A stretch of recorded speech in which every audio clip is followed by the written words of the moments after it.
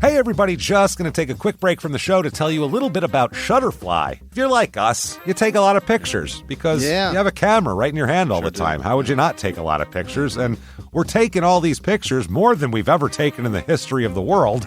What are you going to do with them all? That's the thing. You used to get a solid picture, and then you'd look through them, and you could enjoy them. Now they're like back on your camera roll. You can't even find them. You don't want that. That's why the cool thing you need to do, and what I did, and I think it's pretty cool, is create a Shutterfly photo book. Oh. What I did, and you're going to enjoy this, Jimmy, because I haven't showed this to you yet, but took all of our pictures from being on tour this year. Oh. All live show pictures, us backstage, us on stage, doing all that stuff, and like some of the, just the venues and things, and made a little photo book out of that. Also, they have free 24-hour designer service as well.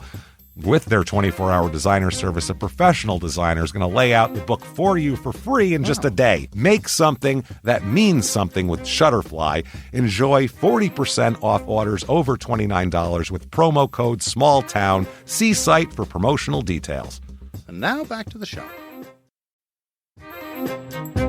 Hey everybody, just going to take a quick break from the show to get you styled up with Stitch Fix. Shopping's hard. It's hard. With Stitch Fix, you get a stylist, though, who understands your style, your size, your budget, and they do all the shopping for you. Wow. This is excellent. Shopping, I'm telling you, shopping and figure out your style, it's overwhelming. Let somebody help you when it comes to getting dressed. We don't know what we're doing, so we let Stitch Fix help us out. A Stitch Fix stylist there.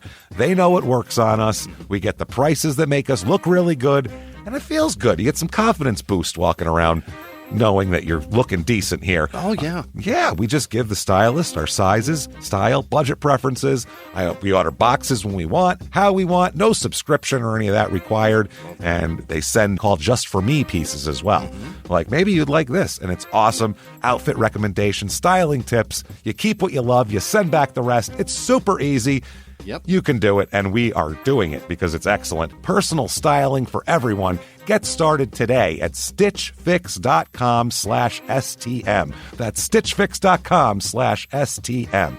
Now back to the show. Did you know that parents rank financial literacy as the #1 most difficult life skill to teach? Meet Greenlight, the debit card and money app for families. With Greenlight, you can send money to kids quickly, set up chores, automate allowance, and keep an eye on your kids' spending with real-time notifications. Kids learn to earn, save, and spend wisely. And parents can rest easy knowing their kids are learning about money with guardrails in place. Try Greenlight risk-free today at greenlight.com/Wondery. This week in Essex, Vermont, affairs, insurance money, and a vicious attack form a cloudy mess of speculation. Welcome to Small Town Murder.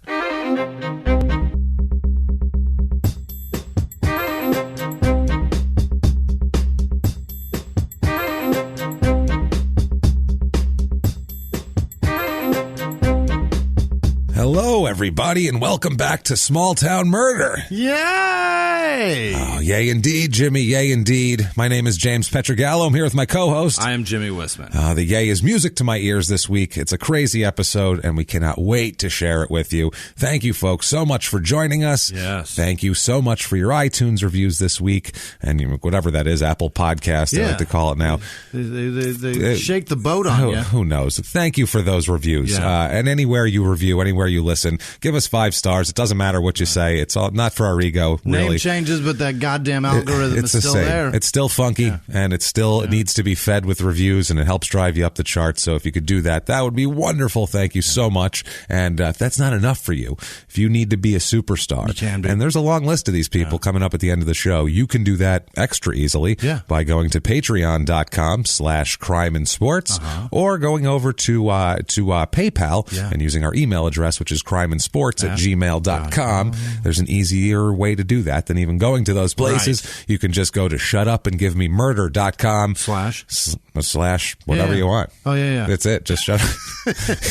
You're like, dot, what? I'm always waiting for slashes. You're always waiting for slashes. Slash small? No, it's not. This is not a commercial. If you go there, shutupandgivememurder.com. That's it. You go there, you can find a merch and T-shirts and tickets to the live shows. Oh, my God. So here's something. Get your tickets now. I get a lot of questions about why are tickets $200 to these shows, and I'm like, where the fuck did you find They're not $200. And then they send me the link, and I was like, no. Yeah, Stop don't buy it from there. Don't buy from those fucking jerks. Buy right from the... Go to shutupandgivememurder.com/live. There's one. We have the venues that there are links to the right places that won't charge you exorbitant amounts of money. Go to the calendar. Find the calendar date that's near you. Please do that. Thank you so much. Go to there and have fun and do that. Yeah. Never mind that shit, Jimmy, because we have a lot of craziness we do. To cover here. Also on that website, there will be new shirts coming out next week. Oh, yeah, new shirts. That brand new enjoy. designs. It's all going to be sorts great. of stuff. Yeah. Small Town Murder and Crime and Sports. Right. So get those and huddle them together and wear them to the live shows. Damn that's what we're going to do here. So that's the fun thing.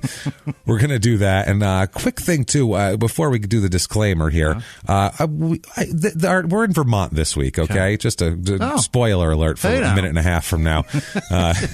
We're in Vermont this week, and I found so many crazy cases that I couldn't choose. It was killing me not to do one and to do the other. Yeah. We have to stop this structure of only doing the states all one at a time and then redo. We have to stop that. Vermont's got too many. There's a bunch of states. You fucked it up. Vermont, Florida, they have all these crazy cases, and we won't do the same state all the time, but we don't need to go once a year. Now I go, oh no, there's 4 more cases in Vermont. Was that 4 years from now I can do those cases?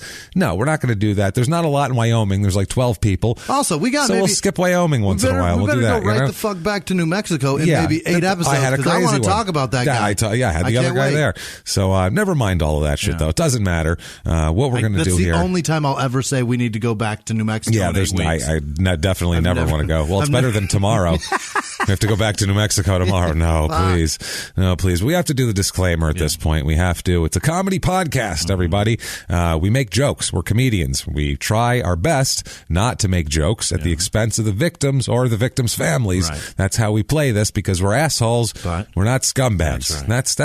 That's honestly what we're doing here. Right. We're not trying to be dicks. No. We're not trying to exploit. We think it's more of an exploit if you slowly describe the murder porn. Yeah. We feel like that's way creepier than us trying to make jokes around a murder. Right. We don't make jokes about a murder, but we make jokes around it, about the characters involved, these people, weirdo small town nutcases, or a police force that's bumbling. Or it's not funny that a man was forced to blow his kid. No, it's funny that there's a fucking cult involved. Though. That's funny, and the things that go on around it, and then you go, "Ooh, this is gross" for 5 minutes. Then we get back to jokes. Right. So that's we think that's better. And if you're on board with that, well, you're a smart person. Hang with us. Hang with us, and you know what you can say? Yeah. Say it with us now, loud and proud. Unless you're in a really conservative office, and then say it just to yourself very quietly, or maybe in the bathroom. Right. That might be worse. If someone's screaming what we're about to say from a bathroom stall, you're going, what the fuck did they eat last night?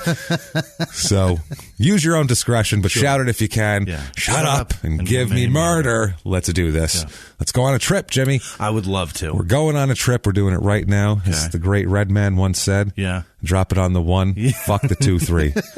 Let's do this shit, Jimmy Whisman. He also said, if you find a bag of weed on the floor, motherfucker, what the fuck you gonna do? Pick it up, pick it up. Yeah, that's what you're gonna do. That's what I mean. He's a great man. He was. He really is a brilliant man. Because he's still around. He really is. And he's a goddamn hilarious. Never mind. I'm gonna say it's just bananas that he's not in Wu-Tang. Why is he an outcast? If Tupac had 2% of Redman, he'd still be alive, and he would have $300 million in the bank. 'Cause he'd be a movie star and everything else. Anyway, moving on. We're going to Vermont. We're heading out from dusty New Mexico, and we're the vistas and the mesas and whatever the fuck else was there, plateaus and just flat red shit. We're going northeast, baby. People in New Mexico are furious with how much I hate them. Yeah, fuck you. Sorry. You live in New Mexico. Right. You know what?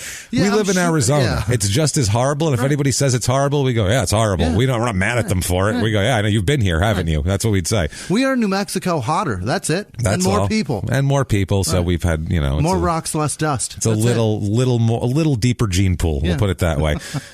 But Vermont is a different story. Okay. We're going to Vermont. Vermont is all small towns, pretty much. I think the biggest city in Vermont is 42,000 people or some crazy shit like that. I don't know shit about Vermont. Vermont is a strange, odd, weird... That's where Bernie's from, right? Yeah. It's like a giant dairy farm mixed with hippies. It's a weird place. Everybody smokes weed. It's a very strange place. I've been to Vermont as a kid, and I was just like, this is the strangest... It's Super Troopers is very accurate. That was based there, too. That's based in Vermont, and that was like, it's weird up there. It feels like that. Like, it's just weird. It's a weird place, Vermont. This is in northwestern Vermont, too. Okay. This is even farther removed from any sort of normal civilization. Okay. This is up near, basically, Canada. Vermont is not on the coast, correct? No. Okay. New Hampshire is over above Massachusetts and all that. And so it's Vermont, west of that. Yeah, Vermont is wedged between New York and Massachusetts. Got it. South of Canada. Okay. North of New Jersey and Pennsylvania, I guess. I don't know. But south of Maine. West of Maine. So you're getting it, Jimmy. He can almost draw a map. Well, the best part about that is that everything's south of Maine. I'm going to give you a Denny's placemat and some crayons, and you're going to fucking dominate that shit, dude. You're going to dominate it. It's just the West. I could pick those states out fucking lickety-split. Yeah, but the east side of this fucking country is so fucked up. They wedge a lot of them in there. They wedge a bunch in there. There's norths and souths. Yeah. You got to be on your toes there. I just don't get the how they figured out the layout. I realize that Mississippi really fucking put a solid border on a lot of states. You could tell that it was argued over a lot back east, how jagged everything is. It's like, well, my farm's here, so you're not putting that shit there. Well, we'll jut it out away from there and over to here. I'm a proud West Virginian, so sir. I will not be a part of your horse shit over here in this state. So this county that it's in it's Chittenden County. It borders New York. So it's the far western, and it's like the second county from the top in northernness. It's one of the last to be except for instead of New York. Almost Canada. Almost. So close. It's 20 minutes outside of Burlington, Vermont, which is their big metropolis, which is like 42,000 people. That's their biggest? That's their biggest, I think. Is that the capital? I believe so. Yes, I believe so. Okay. And then 2 hours and 45 minutes to Albany, New York, and about 3.5 hours to Boston. So you're fucking up there. Yeah. That's it. You're in Vermont. That's a long trip to fun. It is. Zip code, it's a long trip away from flannel. Yeah. Is what it is. It's a long trip from bad Irish fucking Boston accents. Well, yeah, you're going to get to them. Right. Well, you're going to get them fast. And that's like the destination. That's fucked up. Well, that's where they want to flee to there, right. I feel like maybe.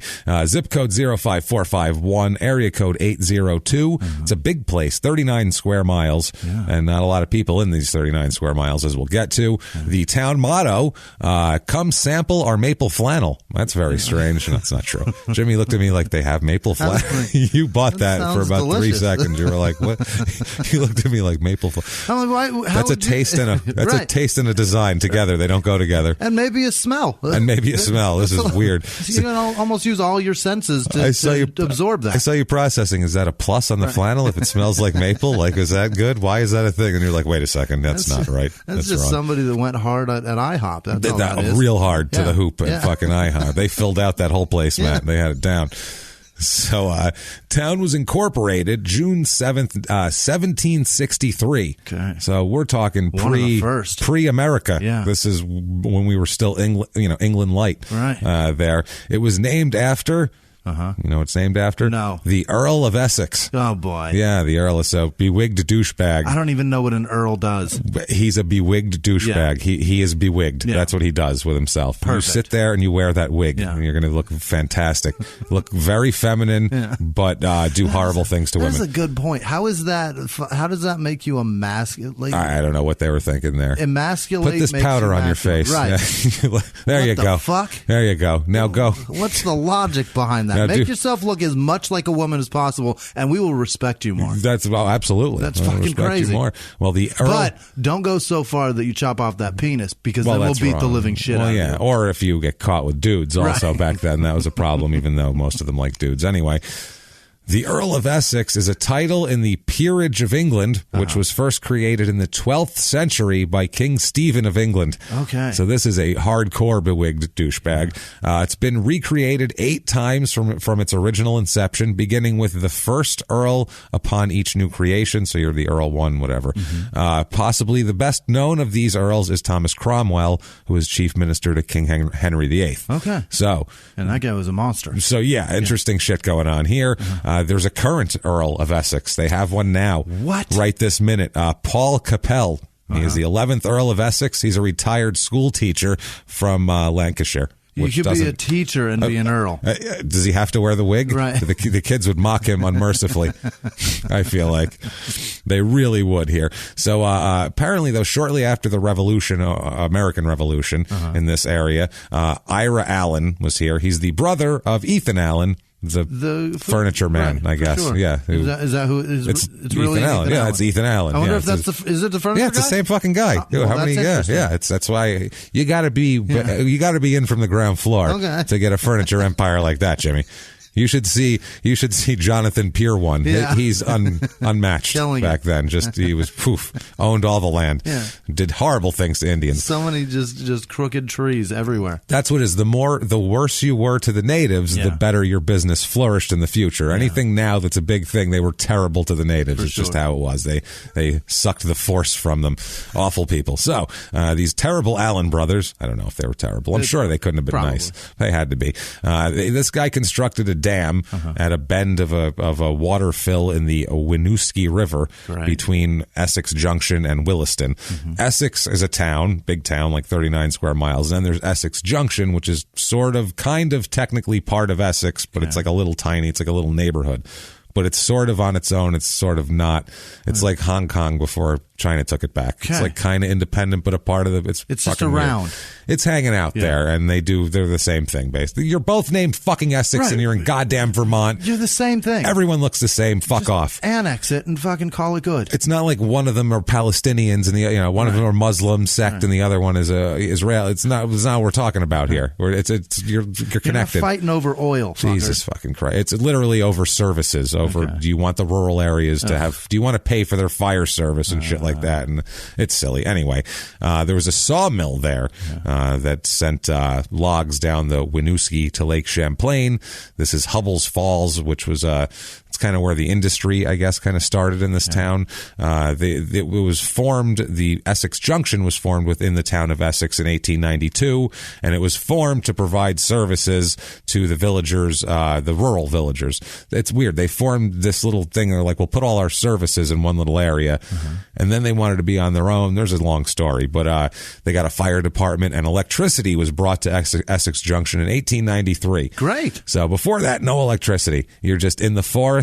Well, you're relying on a fucking river to make sure that it gets the logs to somewhere. Yeah, is it floating? All right. They just watch them. Fascinating. Like, put their hand over their eyes. There you go. All right, then. What happens the beavers when they don't get them. Right. What happens when they get stuck in a tide pool? Or let's say you're a smart guy and you realize that's what they do, and there's a big position of open water between beginning and end. If we're being, I don't think they float them down one log at a time, probably. I would assume they made a big barge maybe and brought it down. I don't think they were like firing them down there. Just that's logs. The way I see it. That's the way I saw it too. Like a giant awful log flume basically ride where there's just logs flying in there. Guys just throwing whole trees in the river. They float downstream. And that's how the log flume ride started. And it flows right from the stream into a saw and comes out a chair on the other side. That's what toothpicks. Yeah, toothpicks and all sorts of things that are ready to use. Paper. In a perfect world, that's how it should be. That would be the easiest way. In a cartoon world, that's how it definitely is. That's how it definitely is. Isn't that sad that as grown men, we still see industry as cartoons? Isn't that fucking Woody Woodpecker is doing this pathetic? Shit. Yeah, that's really, really sad. They got a trolley service in 1895. After electricity. You need the electricity to have a trolley. Police department in 1896 to guard the trolley that's run on the electricity. Yeah. You got to have all of that. And then a library because you needed something to read on the trolley from your electricity while you're going to the police station. So how about that? Electricity just fucking starts everything. once there's electricity, and then all public water was made available in 1900. That would have been number one for me. Let's figure out where to get our shit away from us. Number one, let's get all of our shit away from us, and then we'll turn the lights on. I don't care if I can see if there, as long as I know there's no shit here. I'm much better off not seeing. And also, electricity makes water pumps. And why did it take you 7 years to get that shit going? So you had lights before you had plumbing, so you got to see how shitty everything was the other problem. And it took you 7 years to clear that shit out? To clear it up. 7 years. I'm sorry, the library. I love a good library, but fantastic. Give me water first before the goddamn library. Everyone was sitting in the library going, I got to go. And they're like, oh, there's nowhere for you to go here. If I can hit the corner, we need running water. This is not going to work here. Well, now that we've got lights, we can see what you're doing, too. No, this Jesus is not good. Christ. This is terrible. Put that French art book down. What is wrong with you? Put it down. I know the Renaissance period's very erotic. I understand. So, Jesus Christ.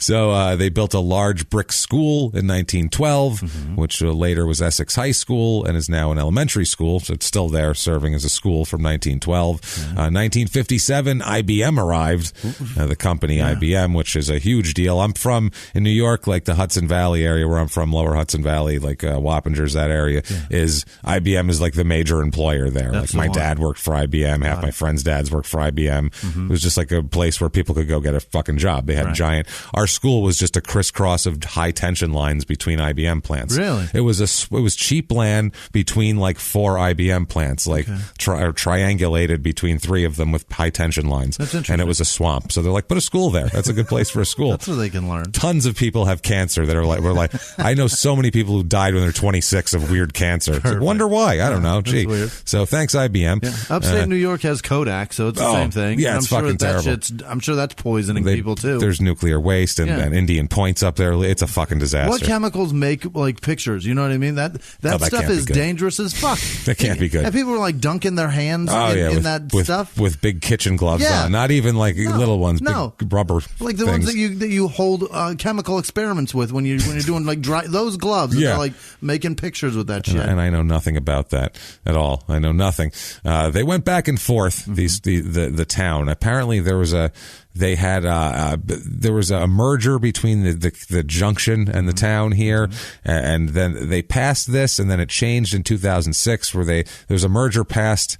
Oh, Jesus Christ. Yeah. The town and a village. I'm so sick of these fucking towns fighting with each other.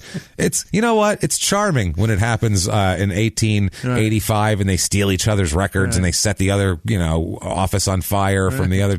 We're going to be the county seat. That's fun.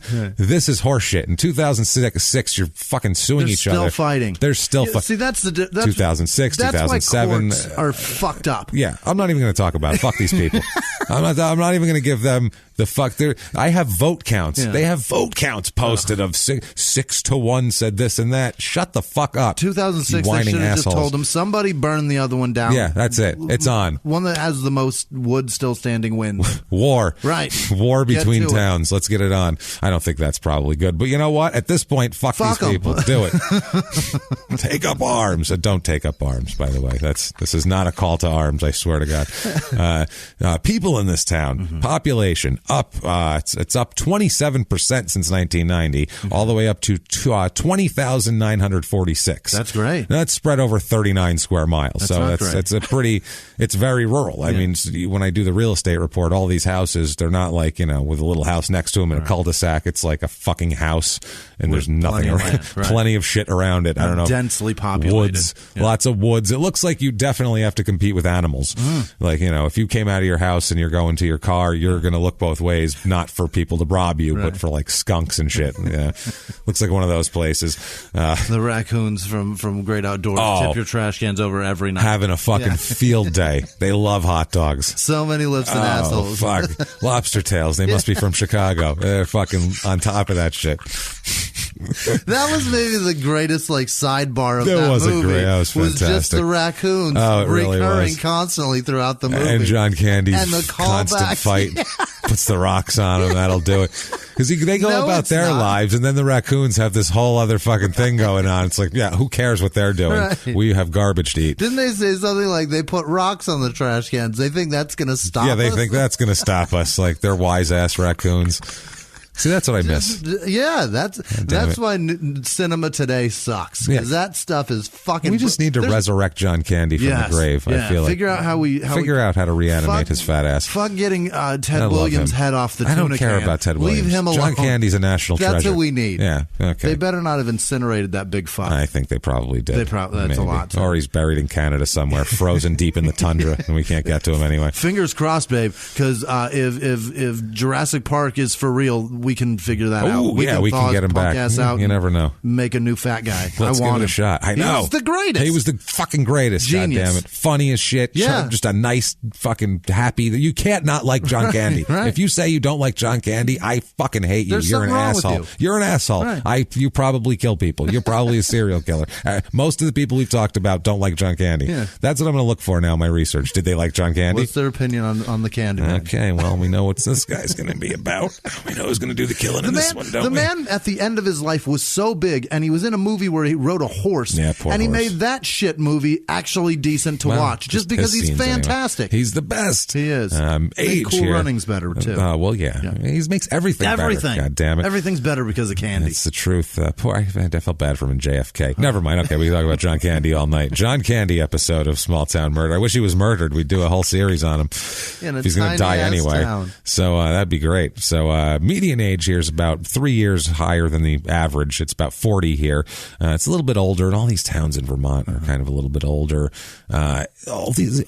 Most small towns are full of older people. Yeah. People who can leave and have the upward spryness to get the fuck out of there leave generally, and they leave the elderly behind to rot. That's how it works. How can we get away from this old bastard? That's how it works, man. Yeah, Grandpa's bumming me out. I gotta get the fuck out of here. So male, female, there's a few more females than males. It's about average, though. There's nothing crazy. More married people than not married people. A little higher than average, which you kind of get with the older people most of the time. Yeah. But there's less widows here than normal. Mm-hmm. So I don't know what that's about. The cost of living here is a little high. We'll get to maybe if your significant other dies off, maybe you move somewhere cheaper. I have no idea. Mm-hmm. Racial breakdown of this town. Vermont, shockingly, 92.5% white. That's high. That's Vermont. Yeah. Vermont is a very white state. Mm-hmm. That I will say. 2.16% black. Okay. So Vermont is basically like a cow. Yeah. It's white, and there's like 2-3 black spots on it if you look real close. That's Vermont. Each town, they're just the blacks are in different areas. Every cow, you're like, that cow's like 2.16% black. That one's ear is black. That one's tail is black. That's what it is. That's Vermont. Just like Ben and Jerry's, which is what I think of when I think of Vermont, and they have that cow. So automatically, that's my connection. Perfect. Once again, fucking cartoons is what I think about. With logs going, a cow riding one. 2.5% Asian, so about half the normal population of Asians. 1.66% Hispanic. They have not made it that far yet. Not border to border over there. They haven't gotten. It's a long track. No, it's normally 17%. So that's very, very few Hispanics. Here, religion in this town, it's East Coast, it's usually a little lower, except if you get like these pockets in Massachusetts or something where it'll be like 87% religious and everybody's Catholic. Here, though, it's 39.6% religious. So lower than the average. About 50-50 is the average.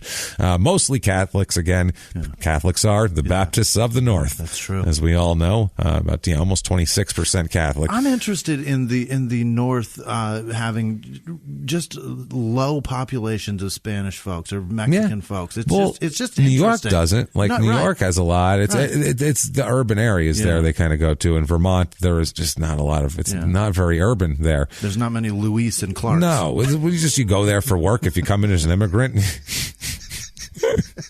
That's great. Not a lot of Luis and Clarks going all the way cross country. Sorry. That's quite all right. I don't mind that at all. I'd like to see that someday. Yeah, that would be good. A Luis and Clark. I think that's kind of what's going on every day. Fingers crossed. I think. Just expand it, babe. They're Let's finding their way. Get those beige babies everywhere. Yeah, Vermont. Yeah, Vermont. There's not a lot of them because they could use some. 0.6% LDS. Yeah. They'll find their way there. Yeah. It's cold. They will find their way there. 1% Jewish. Oh. A full 1%. How about that? Everybody, Hava, Nagila, Hava, Nagila, raise somebody up on a chair. Fuck, I'm so happy. Amazing. I think it's our first time. Yeah. Right now, you can't see it in the studio, but there's streamers coming down, lights and balloons. It's a Star of David in the ceiling spinning. I set this up. It took a while, I got to say. It cost me about $300 for all these decorations, but I think it's worth it. Yeah. I think that right there was well worth it. You kicked off Nagila Hava and all these dreidels. Fuck, it was awesome, cool. Man. So we're going to have a party after this. 0.2% Islam, not much there. Democratic in this town, mostly politically. About 70% Democrat in this town. Wow, that's heavy. That's heavy. 28% Republican. That's this town too it's a kind of an artsy, craftsy kind of a.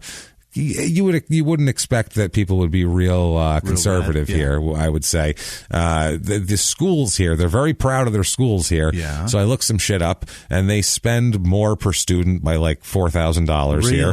There's 13 students per teacher. That's great. That's amazing. That's incredible. In my high school, there was like 35 kids in a fucking class, and they were all horrible, throwing shit and yelling. Didn't give a fuck about whatever. You're all lost causes anyway. That's pretty much what they thought of all of us. Yeah. So anybody who's not in the honors classes, you're going to work at IBM anyways. You might as well just trudge across the swamp follow the power line till you get there. You probably already got cancer. That's what that nose. So you might as well just work there. So unemployment rate in this town is 2.8%, which is excessively low. Yeah. It's about half the national average, which is it's impressive, I got to say. And the household income here is a little bit higher. It's usually about $53,000 is the median in the United States. Sure. Here it's $73,000. Wow. So it's about $20,000 higher. Is their taxes heavy up there? The taxes are a little bit high up there, but I mean it's not that much, not to make up that kind of difference. Yeah, not $20,000 heavy, but they're more. But I mean, that's what you get when you get 13 pupils per student, and you're whatever. You got to pay for that. That's so great. That costs money. There's more manufacturing jobs here than in normal places. There's a few more healthcare and that sort of thing there also, and there's a university in Burlington too. So I think that has something to do with it too. There's a lot of people probably working at the university. There's a lot more education jobs. Okay. Now, cost of living here, we said it's a little bit high. 100 is average, par, normal.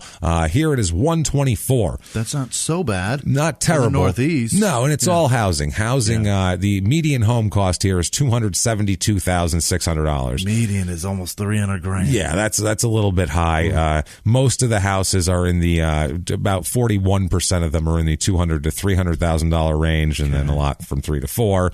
And if that is has convinced you it's a motivator. That you need a maple flannel right now, you need to wrap it around yourself, we have for you. And I'm going to do our first, not a sponsor, but this person sold our goddamn house in a fucking week for us. So it's brought to you by Jennifer Runyon of ROI Properties in Phoenix, who sold my house. Way to go, Jen. And made it so I don't have to pay for it empty every month. So thank you so much. This is the Essex, Vermont Real Estate Report.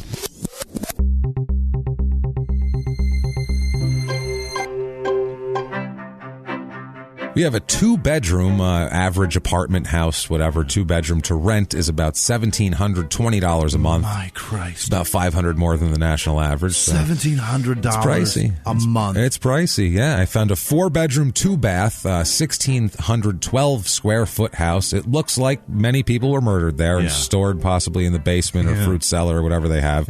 Looks scary. $255,000 for this. $1,700 a month. For this, for this slice of heaven here. And it looks like it's in the woods. Yeah. It's frightening. I found a 4-bedroom, 2-bath, 2,210 square foot house. It's nicer. This one's looks like it's got a nice porch on it and shit. Okay. This one's pretty nice. $312,500. So getting pricey. And then I found a 5-bedroom, 4-bath, 3,600 square foot house. This one's real nice. It's a good one. Nice porch that goes all the way around the thing. It looks it looks like a movie. This house. It doesn't look like a real setting. And like a house from fucking House Guest with Steve Martin. Yeah, exactly. That's what it is. Like Goldie Hawn. Yeah. But was that the one with Goldie Hawn? Or was that Sinbad? It doesn't matter. Yeah, Sinbad was Phil Hartman. Yeah. Okay, moving on. $459,000. Amazing. So that's this does it's a nice house, I guess. So, but you pay that much to live in Vermont? I don't know. You got to really like Vermont. I don't know if you've got money though, and that's a pretty good sized town. If you've retired and you got a good nest egg, that's great. It's all right. Love to have a big ass house somewhere. I would love it too. Things to do. Yeah.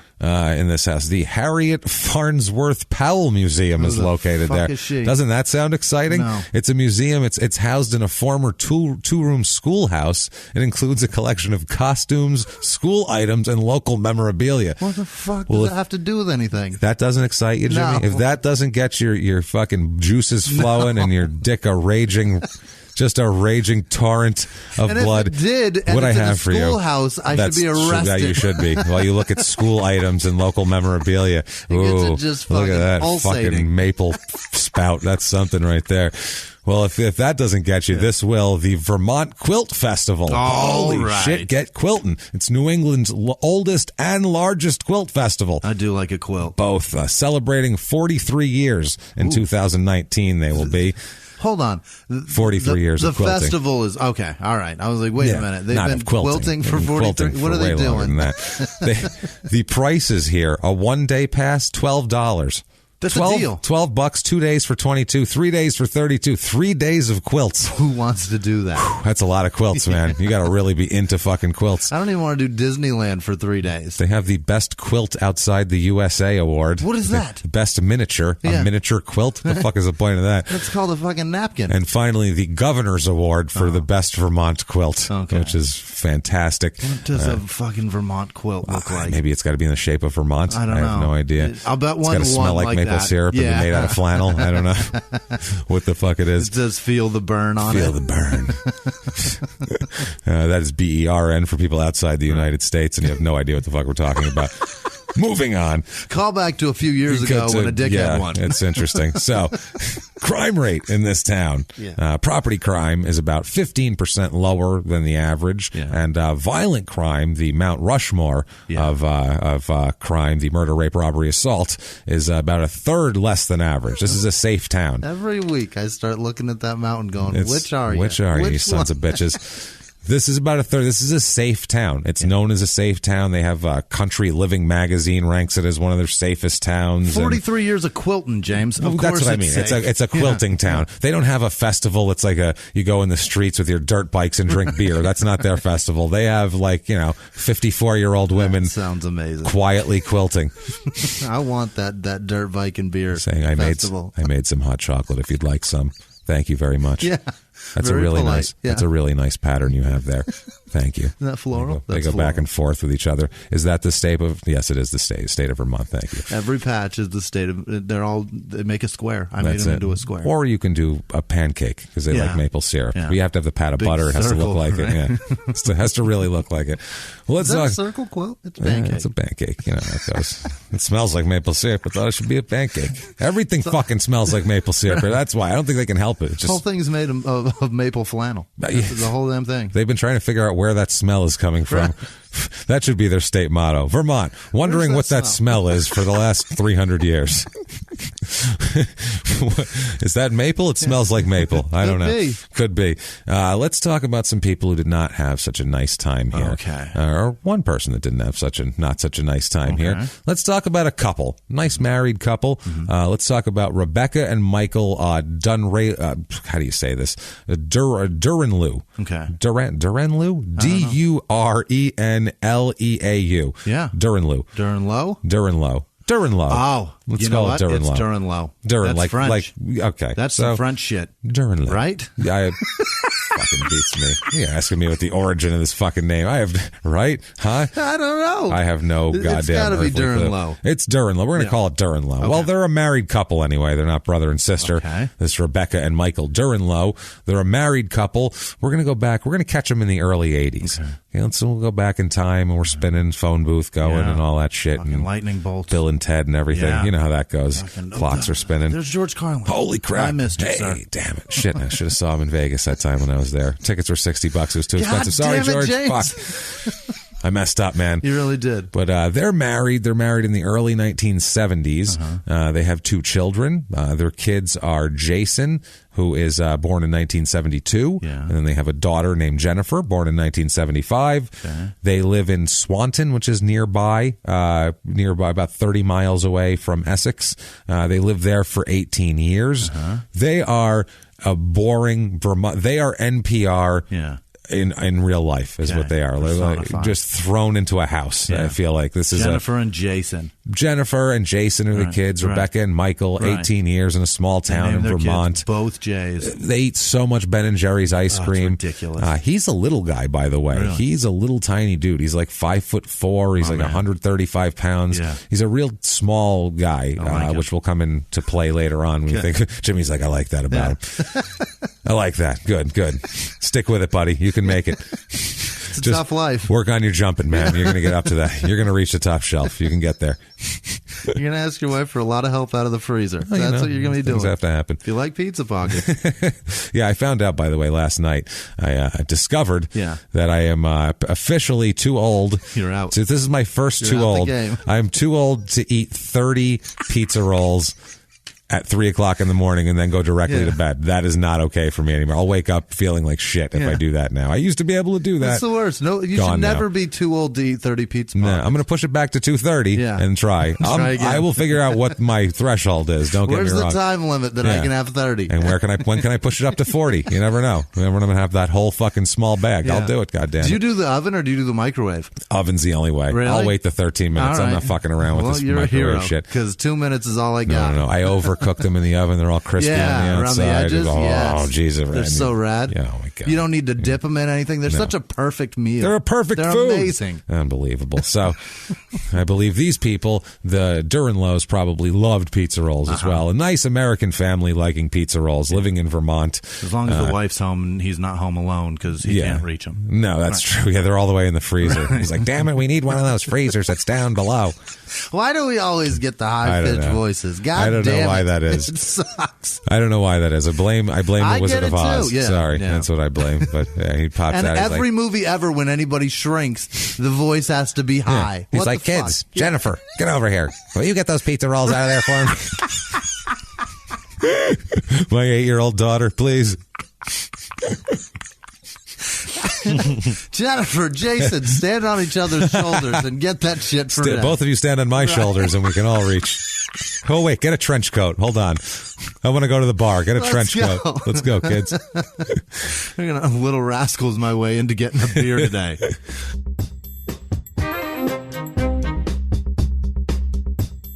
Hey, everybody, just going to take a quick break from the show to tell you a little bit about Bombas. Bombas, BOMBAS.com. Oh, my God. These are the most comfortable socks in the world. So great. These socks are literally incredible. Yeah. I can't believe how comfortable they are. Yeah. They're like having a bed for your feet and your shoe. They're amazing. They're so good. Bombas are the most comfortable socks in the history of feet, just like they say. A honeycomb arch support system that provides extra support where you need it most. They have a cushioned footbed, Jimmy. Yeah. You need your footbed cushion. Amazing at the gym. Here, they will cushion your footbed. They have stay-up technology, which is 133 tension levels. Tension levels were tested to find out the perfect tension that stays comfortable and stays in place. And it does.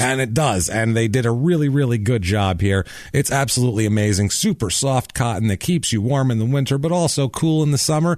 Now, in addition to having these amazing socks, they also have a one pair sold, one pair donated policy. They do? That is it. Socks are the #1 most requested item in homeless shelters. That's why Bombas donates one brand new pair of socks for every pair they sell. To date, they've sold and donated over 7 million pairs. Bombas, honestly, are the best socks I've ever had. They're fantastic. They're engineered for comfort, and they are fantastic. They feel, like I said, like little footbeds that make you feel wonderful. What you all need to do, what you can do to get this special offer just for you guys, is you need to go to bombas.com, BOMBAS.com, and you will get 20% off your first order. That's bombas.com/small, and then at checkout, enter the code SMALL. Can't go wrong. Easy enough. Bombas.com/small and small at checkout. Go get your socks. They're amazing. And now back to the show.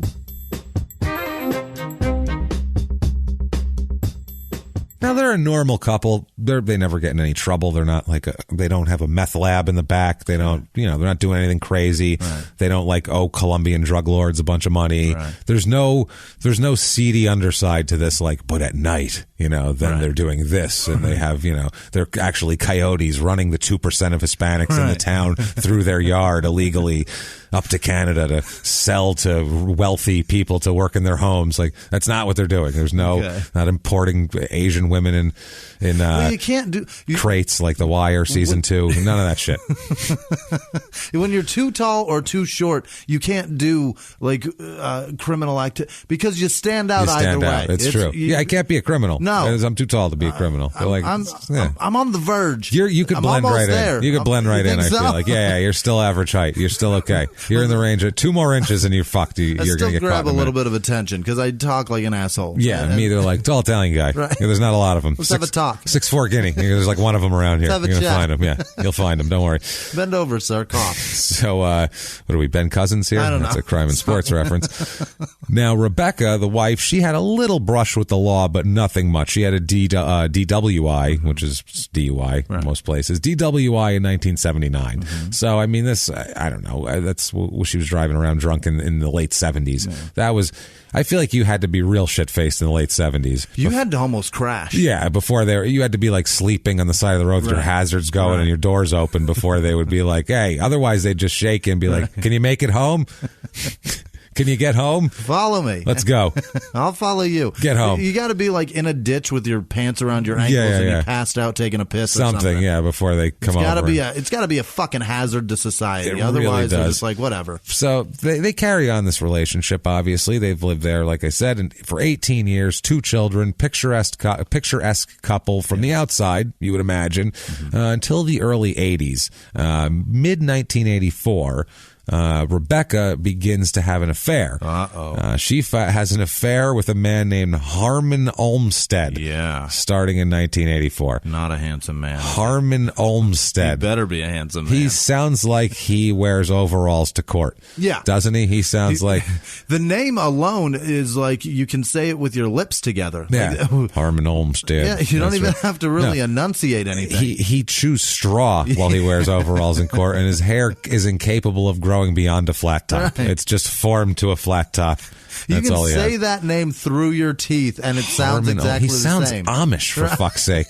He has a beard and no mustache, Harmon Olmsted. I'm going to go right out on a limb. Beard and no mustache. His name is almost Homestead. It's almost. So bad. It's almost Homestead. Right. Olmsted. Almost Stead. That's what it is. It's so bad. Harmon. So mid-1984, they start having an affair. Mm-hmm. Now, I say they start having an affair, not just she has an affair, because he is also married. Oh. So they're having an affair. Harmon got 2 chicks to fuck him? Harmon Olmsted got 2 chicks to fuck him, which is amazing. Yeah. He must, because they both, the wife thinks he's a great guy, and this one Rebecca falls hard for him. Wow. Falls hard for him. They start in June having an affair. August of 1984, she files for divorce. Now. 2 kids. Right now. Yeah, and we're talking with a 12-year-old son and an 8-year-old, 9-year-old daughter and a husband, and they've lived together, all that. She says 2 months with this guy. Yeah. That Harmon is swinging. He is a fucking... What a monster. That's Harmon when he throws down on the table. What a monster. That's Harmon when he sits down to dinner right there. That's it. He must be a fucking beast, this Harmon. It's got to be knocking things over accidental at this point. Is he a big guy? He needs special pants. Do we have size on him? I think he's 6 foot tall, Harmon. She's not enough of the tiny fella. Yeah, he's not a huge guy, but compared to there's the Michael, curse. Whatever. There's the curse of my life that women find somebody that surprisingly fits them a little better. So fits them a little better. The woman fits in his arms. With me, it's sorry, I'm not going to get around your back. I apologize for that. I don't know what to tell you. Right, Sorry about that. That's all I got. Yeah, these two here, the Jesus Christ, the Durenlows, Dunrelows, I wanted to say, the Durenlows, they're, like I said, outside of her DWI in 79, which seemed like an aberration. She didn't have any other issues. Right. She wouldn't get caught, getting in bar fights or anything like that. He worked for Harrison Concrete Construction for years and years and years. Dude. They're just awfully stable couple. Yeah. Now, she files for divorce in 1984 for the express reason that she wanted to be free to marry Harmon. Wow. She wants to marry Harmon Olmsted. That's her goal. She wants to be Mrs. Olmsted. She's like, well, at least people can fucking pronounce it. Right. This Dunrelu, people don't know what the hell we're talking about. They have no idea. Duranlow, right. Dunrelu, I keep calling it. Duranlow, people don't know what the fuck I'm talking about. Right. So, anyway, but she ends up actually she files the paperwork, but then she tells her mother that she's worried that she might have fucked up. Oh. She's like, I think I made a mistake here. She's like, because, if we get divorced. This is still contingent upon Harmon leaving his wife. Well, not only that, she thinks of actual practical things of, we could lose the house, that we could, we could have to sell the house, right. And I lose my house that we've had for years and years and years with our 2 kids and all that. And who knows what if he wants custody of the children? Right. I'm cheating on him. Right. He's a stable guy. Right. He has much ground as anybody else to say he wants custody of the kids. This sounds like post-orgasm realization. Yeah, she's like, oh, shit. Harmon blacked me out for about 8 minutes there, but I'm fucking back to reality here, boy. We're going to lose so much God damn it. Harmon, get back here. I need to quell this, please. Jesus Christ. So she ends up dropping the suit. Yeah. She drops the whole thing, actually, legally. No divorce. Pulls the divorce off the table, pulls it out of the court. Gonna stay. Well, she doesn't stay. They end up being separated on and off. Okay. She'll move out for a while. She'll move back in. Yeah. This whole time, she's carrying out an affair with Harmon Olmsted. Once Olmsted puts his stamp on you, once he slaps you with his Harmon, it's over with. That's it. That's all there is to it. You're done for. Yeah. You're in for life at that point. So she got a Harmon tattooed on her stomach like Tupac, and it was over with. So she's still having this affair.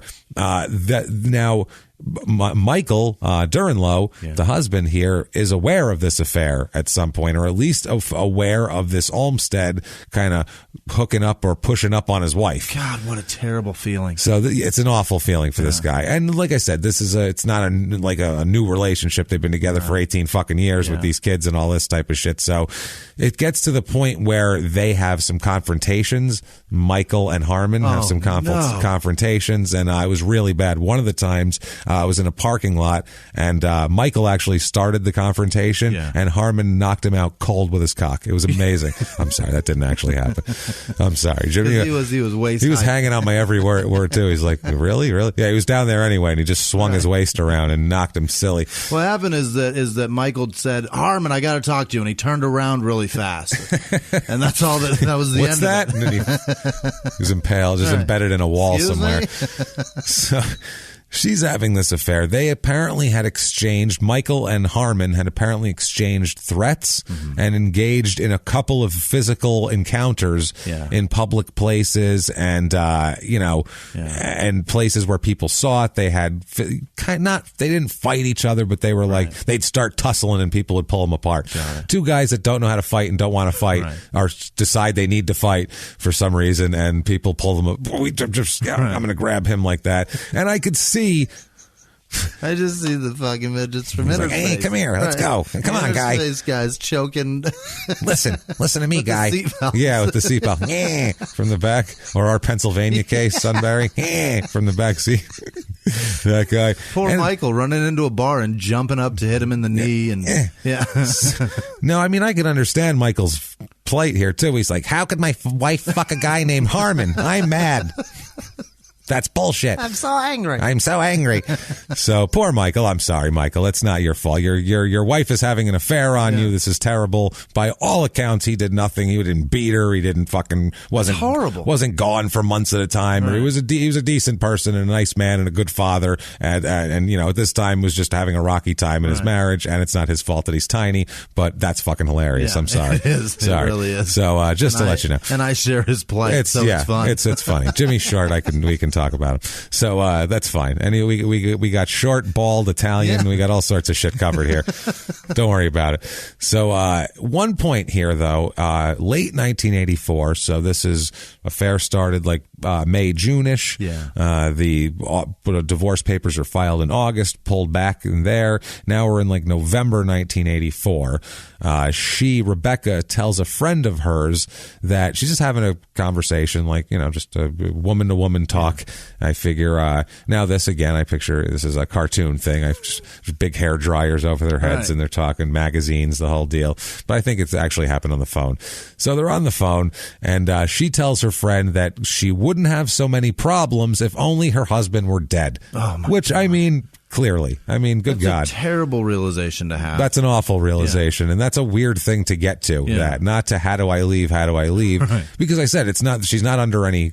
There's no harm has come to her. She's not under any She's threat. not being threatened every day. He hasn't done anything wrong to her or told her she's not allowed to go anywhere. Right. She just feels like life would be a lot easier if she could just kill this fucking guy, or he would die somehow, and then she could have custody of the kids, not have to worry about it, and fucking this guy can lay down the Harmon day, night, and fucking morning. I see it as a Sex and the City thing on the phone where she's just like, Harmon just wants to go down on me all the time. It's just ridiculous. That's all he wants to do, and that's what I'd rather have that right now. That's what I'm into. Than having him climb up on me. It's true. He smells less like maple than anyone else around here. So it's just, you know what I mean? Always going down on me. It's fantastic. It's fantastic. So she tells her friend that, which right away your friend's got to be like, oh, yeah. I mean, how do you react to that? If I tell you, like, man, it'd just be so much easier if Sarah was dead, you'd be like, I'd die laughing. What? Yeah, you'd laugh because I wasn't serious. Number one, you'd be like, shut the fuck up, hey. And two, you'd be like, what are you, stupid? What the fuck? I don't think you'd encourage that line of thought. Is what I'm getting at. No. If a friend tells you that, you wouldn't be like, well, yeah. Sometimes you got to kill a bitch. I could see that. I mean, yeah, obviously, if he were dead, your life would be much easier. Let's just hope he dies. It's be expensive. You can't say that. So she tells so we go to spring of 1985. So this goes on now for almost a year. This affair has been going on, and the marriage has turned to shit, and they're on and off separated, and there's affairs and dick downs happening left and right. Rebecca tells her mother that she was going to go through with the divorce at this point. She's tired of this shit. She's tired of the charade. She doesn't care what the consequences are.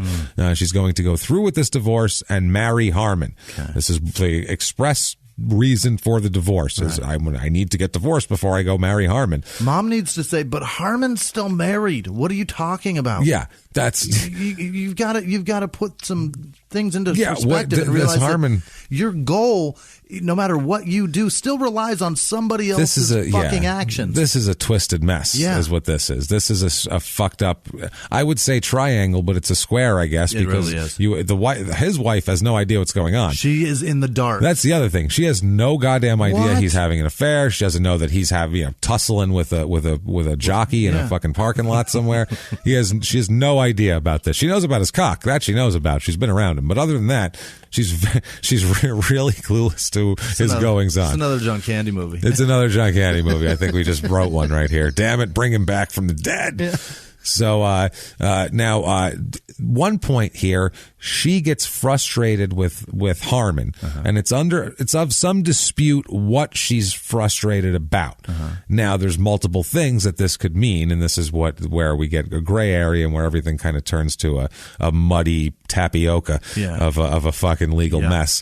But she tells Harmon that she is about to resume having sexual relations with Michael unless Olmsted, quote, proved himself. Yeah. Now, this is not disputed because she told someone she said this. He told people she said the exact same thing. People who don't know each other both heard the same thing separately. So corroborated from both sides. He needs to prove himself or else she's going to start fucking her husband. Yeah. Which is, wow, okay. This is like Who's Harry Crumb with like that bitchy lady in the movie. This is, wow. This is more complicated than Who's Harry Crumb, actually. And that includes the wig John Candy was wearing, and that was complicated, mister. So he had a merkin on his chest. He had a fucking merkin on his head, on his chest. His head was a merkin, too. That thing was terrible. Again, John Candy. Terrible movie. He makes it wonderful. He makes it very, very watchable. Very watchable. Yeah, I'll watch the shit out of that. When he's dressed like the Indian guy. wow, John Candy is an Indian. You want to laugh. I'll tell you, that folksy 80s racism was hilarious sometimes. Appropriation for no reason at all. No reason at all, just to make a costume. They could have had a character of anybody. They could have just put a mustache on. And been fine, but nope. I'm going to be an elaborate, and we say Indian, masseuse. Like India, right? That's what we're saying. So it's bizarre. Yeah, it's very, very bizarre. Now, very much like Bobcat Goldthwait and Hot to Trot, another great movie that is only good because he's in it. I used to watch that when I was little, Such all a the good fucking movie. time. Hot to Trot. It's a dumb movie, but it's fucking great. It's a goddamn horse that talks to Bobcat Goldthwait, so he brings it in an apartment to live with him, and the horse is much better spoken than Bobcat Goldthwait. If you saw a human and a horse, you'd go, which one am I going to need subtitles for? You're wrong. You're wrong. So it's You're fucking 100% weird. wrong. You're absolutely wrong. Guarantee you that. So June of 1985. We've gone through the spring. June of 1985, Rebecca tells everybody that she has ended the affair with Harmon. He apparently did not prove himself. No. As of this point, she gave him no proof. No proof. He doesn't prove shit. Right. What are you going to do if the guy doesn't prove himself, Jimmy? Then what? Well, you go back to the little guy. You go back to the little guy. Right. And Michael, he's very dependable, Michael, and he's been wanting to get the affair wasn't a deal breaker for him. He wanted... What a hero. He wanted his family together, and that's what he told everybody, told his relatives. He just wanted his family to not be fucked up. He wanted his kids to have a mom and a dad in the same house and all that shit. So he's trying to make it work. And apparently, as of June 1985, she decides that she's going to try to make it work too. Okay. Great. Good for her. She says the affair is over, and she tells everyone she's reconciled with Michael, but she's also seen with Harmon Olmsted at a 4th of July party. Oh, boy. So that's what she tells everybody, but who knows how true that is, because I would say if you're having an affair with somebody and then you break off the affair, you're probably not going to go to any parties with them. Probably not going to want to talk to that person anymore. I would assume if you see each other, you're probably going to fuck also. Right. So you're not, this isn't like a, well, we're all platonic now. Right. You don't become platonic friends with the person you're having an affair with on you. That I don't think that works in the real world at all. It can work as like an ex-boyfriend and an ex-girlfriend. They can be platonic eventually, I imagine. But a month after you break it off to reconcile with your husband because this guy didn't prove himself, so you decided this is all a little murky, I think, and it's not going to work out the same way. Is he one of the Harmon Kardon people? Is he part of that shit, or is he just just an Olmsted somewhere? He's Olmsted. He doesn't matter. I don't know. Yeah, I don't think he's got any kind of special connections or anything like that. There's nothing. He's not a wealthy man. Yeah. He's just a dude that fucks well. Dude swinging some serious meat, Jimmy. That's all it is. So she said she had ended the affair, but like we said, 4th of July party. They are seen together by multiple people. She went to a fucking party, so obviously they're going to be seen together. Right. Now, July 9th, 1985, the Durenlows have decided that life is grand. They have reconciled, and they want to announce to the world that they're reconciling, and they're going to go out and have a reconciliation celebration for the two of them. They're going to go out and have some drinks. They're going to go out on the town, but they drive like 30 miles away to Essex, go show Vermont, those people. To go, which is strange. They don't go to Swanton, they go to Essex, and it's not this place. It's called Veronica's Tavern in Essex. So it's a whole bar. It's a fucking bar. You're gonna go tell the alcoholics town. that you're now not fucking everybody else. Well, the weird part is, what is that? Yeah, let's go tell all the alkies that don't care at all, because they're all running away from their terrible relationships. That's why they're drinking in here. Well, everybody put your drinks down, because we would like to tell y'all, I realize you're in here tonight having drinks and hoping to fuck that bartender. Now listen, this girl right here used to be fucking everybody, okay? Now she's only fucking me again now, because at first she was fucking everybody, then I married her. Now she was only fucking, then she went fucking everybody. Now she's back to just this dick. Everybody keep your cocks in your pants, though, because you never know how long this is going to hold. Continue trying to fuck that bartender. This might not hold. We don't know. I'm going to take her back home 30 miles away, and they're like, who the fuck was that little guy? No shit. He's like, those are cool people. Like, they really listen. They're good listeners. Really good listeners. I like them. Blind drunk, Mike. God damn it. Jesus Christ, Mike. He's like, I don't know. I couldn't see their eyes. They were way up there. So The strange thing about Veronica's Tavern is that this is not a place that they have frequented, Rebecca and Mike. This is a place that Rebecca goes with Harmon. Okay. This is their place that they go to. So when she comes in with Michael, the people that do know her are like, what the fuck is going on now? So this is super fucking strange. Like, why would you take him 30 miles away to a place that you take the guy that you had or were having an affair with? The whole thing is very fucking strange here. They've been seen there multiple times over the last year. Harmon and Rebecca, by like many, many times. This was one of their regular watering holes. She likes to go out and have a drink. This Rebecca is Mike taking her to the places she used to go to embarrass her? No. This is her idea. This is her idea. She's driving. Okay, she's driving. Mm-hmm. She took him out here. This is her idea. We're gonna go out to celebrate. We're going to Veronica's Tavern. I know it. It's a great little place. We're gonna have a ball over here. Blue Harmon in the corner. Yeah, so he's just happy that they're together, and he's like, I'll go to whoever's fucking tavern you want. Doesn't matter. So he seems like a good guy here. They go there, so this is on July 9th. They plan this out, that they're going to go, and it's the evening of July 12th is when they're going to go have this celebration. I don't know why they couldn't just go have a drink some other time. Maybe he's tired from his concrete work. I'm not sure. Maybe the Groupon was about to expire. You have no idea. That's true. It's coming. So it expires on the 13th. Let's get it in right on the 12th. Let's make them think that we're not going to do it, and then just fucking get it in there. We're going to take from them anyway. Right under there. So they meet, they meet. They're at home on the evening of the 12th. They leave their home in Swanton and go to the tavern all the way there. Like we said, it's like 30 miles. They arrive at about 9:30 p.m., and Rebecca's driving this whole time. This is her car, her driving. She parks the car back in the back of the building. There's two different places you could park. There's a front lot where most of the people park, and you just walk on in the front, like most bars have, on a front entrance, and there's a back entrance. And then you park in the overflow parking when the front is full on Friday. On Friday night. Well, here there is the back of the tavern. That parking area is totally unlit. It's like the woods back there. It's pitch fucking black. Then they refer to it a million times as pitch black back there. No lights, no nothing. I don't know why nobody put a street light up. It's Vermont. I don't know. So they park there. Rebecca parks the car in an unlit area behind the building, rear of the tavern. That's where they are. Now, the lot that they're parked in, the back of the tavern, is next to it is a grassy embankment, an embankment with a bunch of grass and train tracks next to it, separating that parking lot from a lumber yard. It's a fucking murder field. So there's a pitch black parking lot, train tracks, lumber yard back there. So this is just to give you a lay of the land of what's going on here. It's the place where if a drunk in a bar, I don't know, say Veronica's, was like, y'all want to see a dead body? Yeah. You just be like, yeah, let's go out back. I'm sure there's one there. Or more likely, even drunk in the bar, gets in his car and he's like, I bet we can jump them tracks, and then just fucking tries to take his car four-wheeling into the lumber yard and across the tracks. That's probably happened. Taurus, sir. That's probably happened so many times when people were shit-faced, hammered in there. Like, it's going to be so much fun.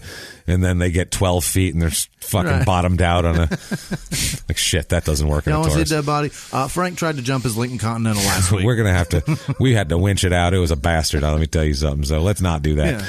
So this also the lot they're in there's a few other parked cars there, mostly employees. They park in the back, and a shitload. There's a bunch of debris back there. There's shit from the lumber yard, shit that's blown in, shit. There's just shit everywhere. It's the area that's not. It's very well. It's not taken care of. No one cares. Right. Yeah, no one cares. The front is where people give a shit and they care. Where most of the people come in. So the Duranlows enter the bar together. They walk in together. They find a table. They order a beer. Now, like we said, 30 miles, and they are there. They order one beer. They don't even finish the beer and decide to leave. What? They're there for 15 minutes. And they drove 30 miles to have three-quarters of a beer and get in the car and go home. What the fuck? Which is super weird. And nothing happened. There wasn't like, there was a confrontation or somebody said something and they were like, let's just get out of here. Nothing happened. Bunch of people were at the bar. Get back to that reconciliation sex. Everybody was there, but they need to get to the car to go fuck in an unlit parking lot next to a dirty lumber yard and train tracks. That sounds hot. That's fucking hot. So they leave after 15 minutes, not a whole beer. They leave. They go to the back of the parking lot, like we said, the back of the building they leave to. They go to the car. When they get to the car, Rebecca goes to the driver's side and Michael goes to the passenger side. She drove. It's her car. So she's going to get in her side. This is what she says, and he's going to open the passenger door. And at that point, out of nowhere, out of the complete darkness, Michael is struck in the back of the head with a blunt instrument and stabbed twice in the heart. Oh, my God. And he dies. That's it. That's it. He dies there. They end up taking him into surgery and all that, but he doesn't make it. He's bleeding out, stabbed in the heart twice. Holy shit. And plunked in the head with a blunt object. That was fast. That was very fast. He was having a beer. Everything was fine. Reconciliation. Dead. Like that. What the hell? Now he's dead. Now, she said that Rebecca says that she heard her husband say, "I've had enough," just after he got hit, or just after she heard the scuffling over on the other side of the car. Okay. She heard him say, "I've had enough," apparently. I don't know. Sorry, I mean, don't want to make fun of him, but that's what we said. He said I've had enough. And so apparently, is what she says. That's what she says. The one slam on the back of the head, he'd had enough? Or that's what that's so many questions. There's a lot of questions here. We're going to get into all of this here. What do you mean, Michael? Yeah, exactly. She reports the attacker as what she could see, approximately 5 feet 4 inches tall, and could have been male or female. Okay. So she can't even make out a gender. Yeah, it's so dark. It's so dark. And this is 1985, so it wasn't like, well, he was gender fluid. No, this was Vermont, either overalls or a dress. Right. One of the two, I feel like. So that's what's going on here. Hilarious. So that's how she describes him. 5 foot tall, describes the assailant. 5 foot tall, gender indeterminate. So that's interesting. Now, another witness, somebody around there, reported around this time seeing a man of Harmon Olmstead size, who's about 6 feet tall, and a truck that Olmstead drives in the vicinity of the back parking lot around the time of this assault that had happened. So that's damning a bit. That's, Why you okay. I mean, it is a 6 foot tall man with a truck in Vermont. So, I mean, it could be other people, but that's still a lousy coincidence, we'll say. It's not a good coincidence.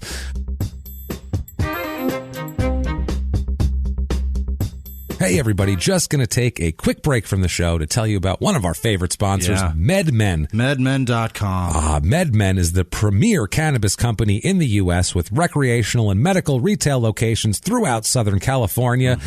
Their main goal is to mainstream the cannabis industry and to empower people to exercise their right to purchase cannabis however they want. And this is the best way to do it, to come into a MedMen establishment. It's a high-quality, high-end shopping experience. These people are knowledgeable. You're looking for an indica to go to bed. You're looking for a sativa for daytime stuff to run around your house cleaning. These guys got it covered. They know the difference between the live resin and the hash oil and the this and the that. Beautiful flower. They're going to tell you all about it. Today's cannabis consumers are everywhere and everyone. So it's time to drop the labels. At MedMen, you're an executive, a teacher, a parent. You're a customer. That's what you are here. You're a customer, and they treat you as such. It's really fantastic. I've been to these places. It's an amazing variety of everything from flour to lotions, vape pens, edibles, bath bombs, over 1,000 products in store. Yeah. It's really awesome. They have everything. It's an entirely new shopping experience. It has touch screens that allow you to view in-depth product information and red-shirted staff so you can see them. That's incredibly knowledgeable, like we said, and they're going to tell you everything you need to know, any questions you might have. It's the most quality marijuana you're going to find out there. Check out one of their 14 retail locations throughout Los Angeles, Orange County, and San Diego, or just go to medmen.com to find your nearest store. Now, exclusively for our listeners, visit any MedMen and mention the Small Town Murder Podcast at checkout and get $10 off your order. Limit 1 per customer. Terms and conditions may apply. Check out MedMen today. MedMen.com. Get the nearest one to you and go mention us and get $10 off your order. And now back to the show.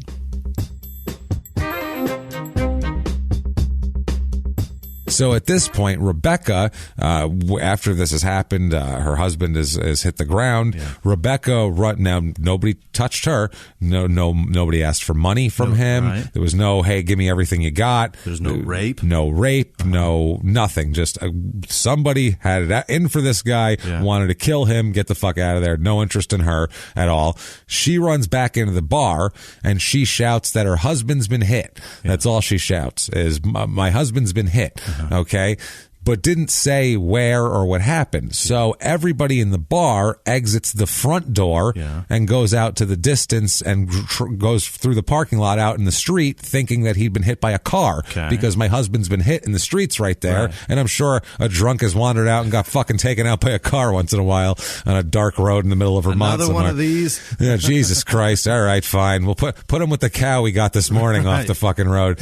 So it's one of those things. So they all run out and they're like, where the fuck is he? Is he in the bush? They're like looking in the weeds on the side of the road. Did he fly off the road? What happened? And they can't find him. So then she comes out finally after a couple minutes. She comes out of the bar in the front and says, no, he's in the back parking lot. She didn't say as they rushed out the door, you're going the wrong direction. You should come this way. She didn't lead anybody out and lead them to the body. She led them into the street, and she said the 5'4" gender indeterminate attacker ran toward Maple Street, ran away that way. So that's what she says also. So she's got a lot to say here. So all the people go from the front of the bar back through the bar and back into the back parking lot again. Now this in a big.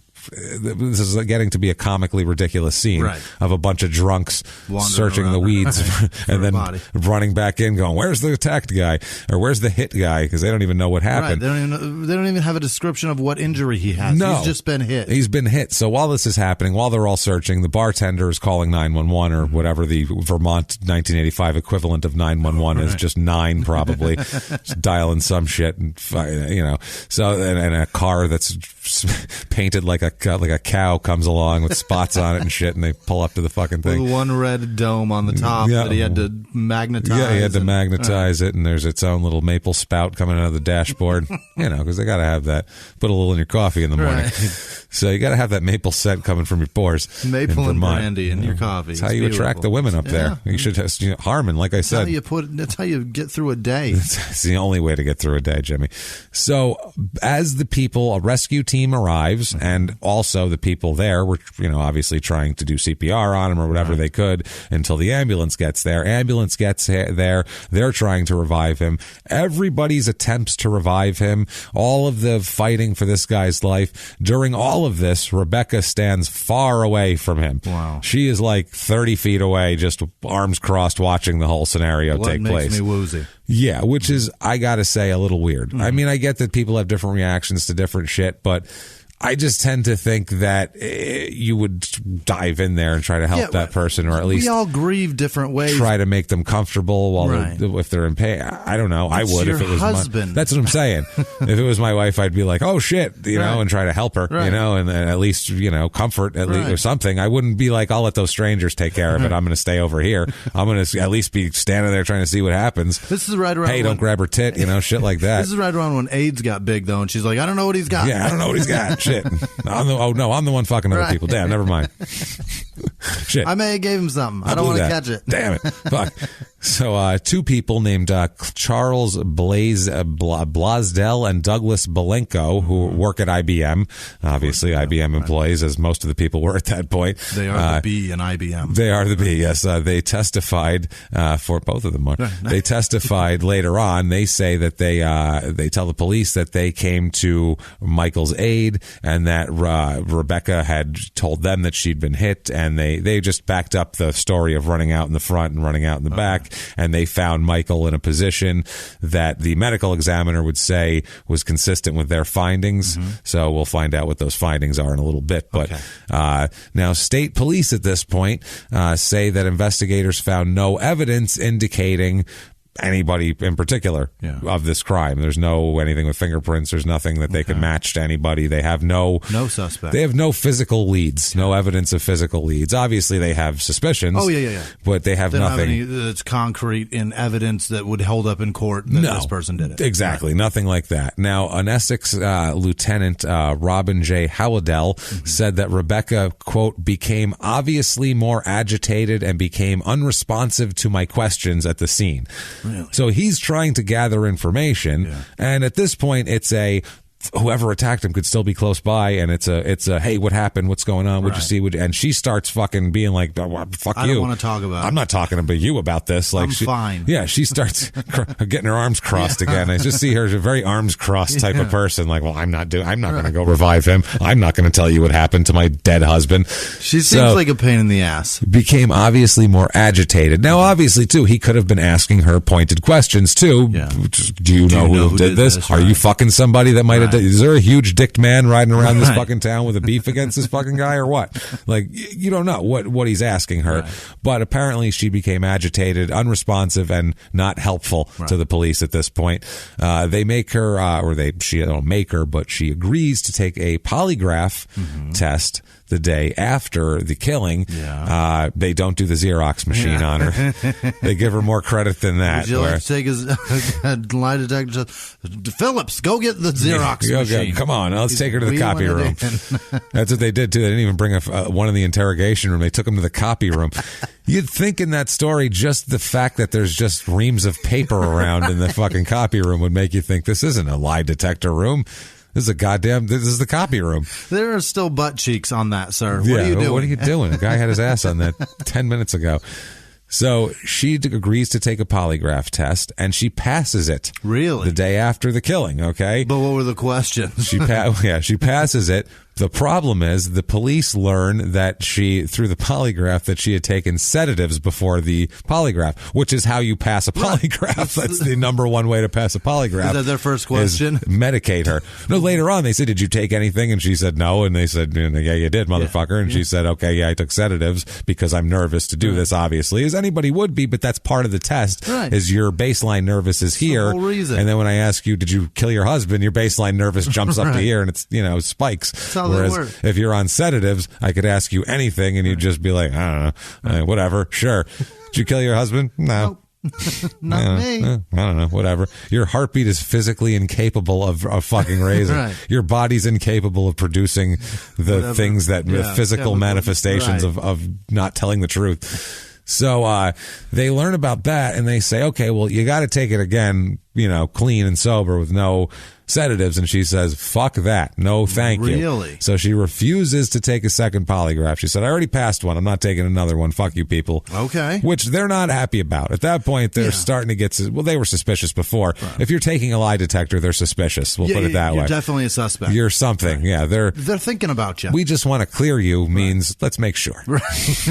We just want to clear you. Yeah. So do I. Yeah. Because you guys are clearly thinking about me. Exactly. So she refuses to retake the test and never does take another lie detector test. Ever. Never does. Never takes another one. Because she passed one. She passed one. She's it's like good. A driving test. I passed that once. Did it. I passed it. Yeah, I haven't taken another driving test since I got my license. Fuck no. No, they don't know how bad I've gotten. No. I could be terrible out there. They have no idea. I've committed crimes since. That's a weird thing. You get your license and they give it to you. There's no retesting. There's no anything. It's just until you do enough bad shit to where they have to take it away, you have it. Or That's you it. age out of it. But otherwise it's you until you do enough bad shit to get it taken away from you.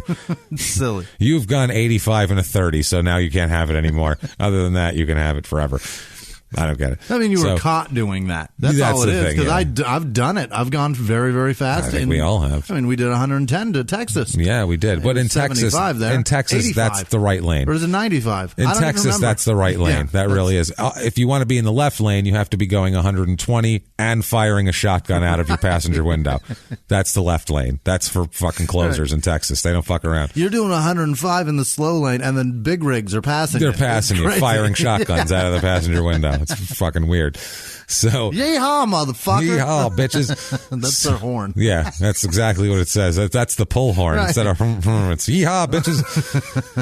So 2 days after the killing, Rebecca goes to a friend's house, and this is not like her. She's not someone who shows up. She goes without calling first. And the person's like, "What the fuck are you doing here?" Like, she's an adult. She's like 40 years old. Like, you don't just show up at people's houses unannounced. You do that when you're 19. You go knock on your buddy's apartment door and he's home and you're like, "Hey, cool, let's do some bong hits." And they go, "Yeah, come on in." They don't care. That happened to us a lot when I was a kid, I think. What? People come over to do bong hits? Yeah. They would come over to smoke weed with my stepdad. Yeah, they just show up That's unannounced. a sign of a bad adult. Yeah. No one shows up at my fucking house unannounced. Nobody. If they do, I don't even show up. I'm not letting it. No, you could, but I don't. very few people could. Most people, I'd be like, they didn't say they're fucking coming over. I'll let that fucking doorbell ring forever. Let the dogs bark, eat shit. I keep doing what I'm doing, motherfucker. So she shows up, though, without calling, and this friend of hers had just returned from Ohio, where she was going to move with her family. So she went to look for a place to live in Ohio where her husband and her kids were going to move. So now at this point, Rebecca says that she and Harmon should also consider moving to Ohio. This is 2 days after the killing, by the way. After the big reconciliation party. Leaving the state. They should leave, and listen to why. She said they should leave as well because there's no way they're going to be able to live in Swanton, is what she says. Okay. Because, people are going to fucking talk, obviously. There's a dead man, and there are questions. Well, especially when you were... he was killed at your giant "I'm not fucking that guy anymore" party, because that's what the party was. The place where you used to fuck that guy. That's the thing, because that's what the party was. Right. The only beef they had was her fucking him. Right. And so if that was the party, I'm not fucking him anymore. My wife's not taking that huge cock anymore. Right. Everybody, drinks on me. Right. Celebrate for 15 minutes. Nagila. 15 minutes of open bar. Yeah, let's go for me, baby, like a wedding. Jesus Christ.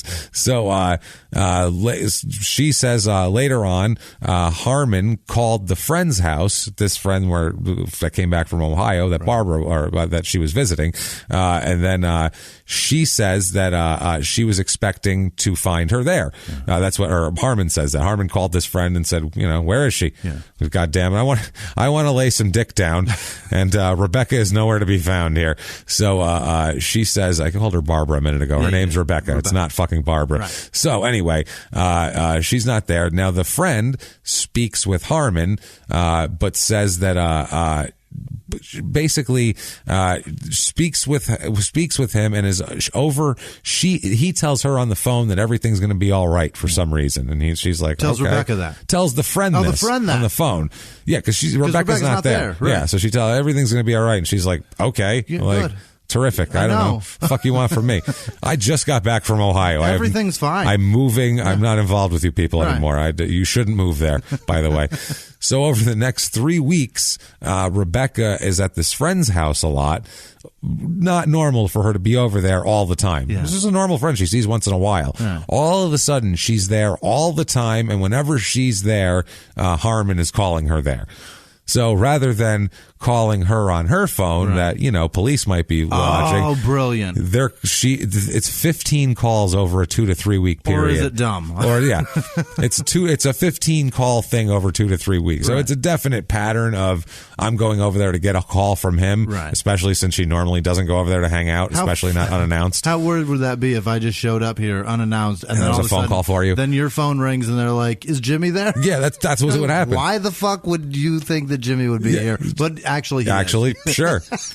He comes over. It's like they're all teenagers. He comes over. Yeah. She comes over unannounced. Yeah. And then 5 minutes later, he calls there. Does Rebecca happen to be there? Actually, she just wandered in. Very weird. Shocking. I've been calling everywhere. I figured I'd call you too. If that happened once, amazing. That's weird. A coincidence. What a bizarre 15 occurrence. Times in 2 weeks? That's a lot, I would say. That seems like a pattern. Yeah. So after the third day, the friend should just be like, "Are you fucking using me for my phone? Why are you taking calls here? You're weird. Don't you have a phone, you fucking weirdo? Is mail for you showing up here now, too? By the way, where are your kids? Don't you have kids? Don't you have children? With a dead father that you should be talking to and hanging out with? 13 and 14-year-old child? You shouldn't be here. What are you doing? One of them's fucking 10 at this point, for Christ's sake. Oh, is that? Yeah, you're right. They're like 13 and 10, these poor kids. This is ridiculous. Yeah, it's a 10-year-old girl who lost her dad, and this lady's over here taking phone calls at her friend's house. I don't know if they were at school or what. I got a 10-year-old. I'm going through a divorce, and my kids are losing their mind. Oh, yeah, Jesus. That's my kids. I can come over at any time. Yeah, I'm not dead. Imagine if you were dead. Oh, Jesus. And poor kids. Mom's getting dicked down. So Rebecca also she, at this point, now you start to, once there's a death and you go through the police talk to you, now you have to start dealing with all of the logistical shit, like, I don't know, life insurance. Oh, boy. Turns out, he's got a pretty good policy, and guess who's the beneficiary? You betcha. Definitely Rebecca. Is she taking those phone calls at the friend's house, too? I got to make some calls here. She needs an office, this woman. That's what she really needs. Just a small office, maybe in Essex Junction down there with the public services. They could use a Kinko's or a FedEx Express or FedEx office. Or even like just if there's a hotel with like a business center in it, I think she can make that work for her. I have a feeling. I don't know what it is. Yeah. So she claims to everybody not to know that the death benefit for this, for the insurance, had been increased when in the spring of 1985. Jesus, right then. 3 months beforehand. When she had announced that she's no longer going to fuck this other guy. She's terrible at this. She basically increased it. She did it. Yeah, who knows? She increases the amount, and then he's dead immediately, like 3 months later. Where she used to fuck. At the place where she used to bang the guy. She's now celebrating the night that she's not fucking. And taking all sorts of phone calls at that person's house, secretively. And sedatively passing polygraphs. This is all very suspect. But the assailant, 5'4", tiny. No idea, dick or not. Who knows? An Asian. Fluid sexuality. It was just an Asian ninja. I have no fucking idea. Not that Asians are gender neutral, but you know what I'm saying. Look the same. It's exactly. There you go. Male and female, same haircut. There you go. So, at least in the 80s. Right. At least in 1985. Right. If you've been to Disneyland in 85, you would think the same thing. Absolutely. Now it's different. Now it is. Then it's not. They grew their hair now. They do. They know it's, they're like, hey, we can do shit this to is it. Allowed. Hey, cool. Hey, right on. That's true. Yeah, China was pretty fucking oppressive. Weird. In the 80s. It's still shitty, but I mean, in the 80s, they were still running people over with tanks on the news and shit. So they'd do it now, just they'd fucking kill everyone with a camera anywhere nearby. They got smart about it. Throwing tiny girl babies off cliffs. Oh, yeah, that's ridiculous. They'll do that forever. So... She claims not to know about this increase. She said, I knew we had insurance. I didn't know he upped it in spring of 85. I guess I'm a real lucky lady here. What a guy.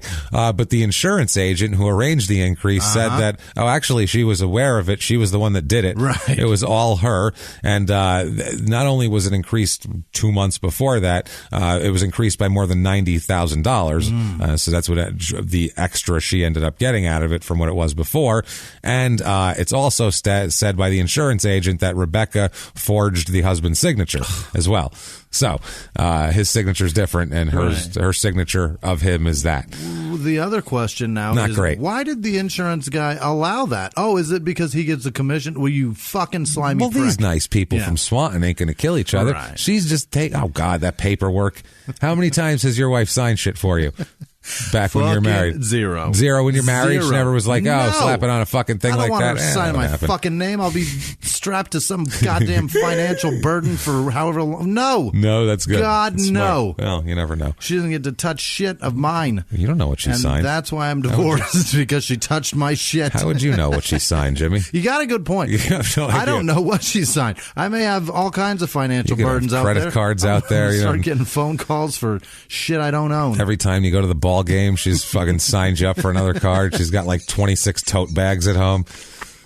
That is a good point. There were a lot of Phoenix Suns and Coyotes shit in my house. Why are there 14 newspapers showing up every morning? What's going on here?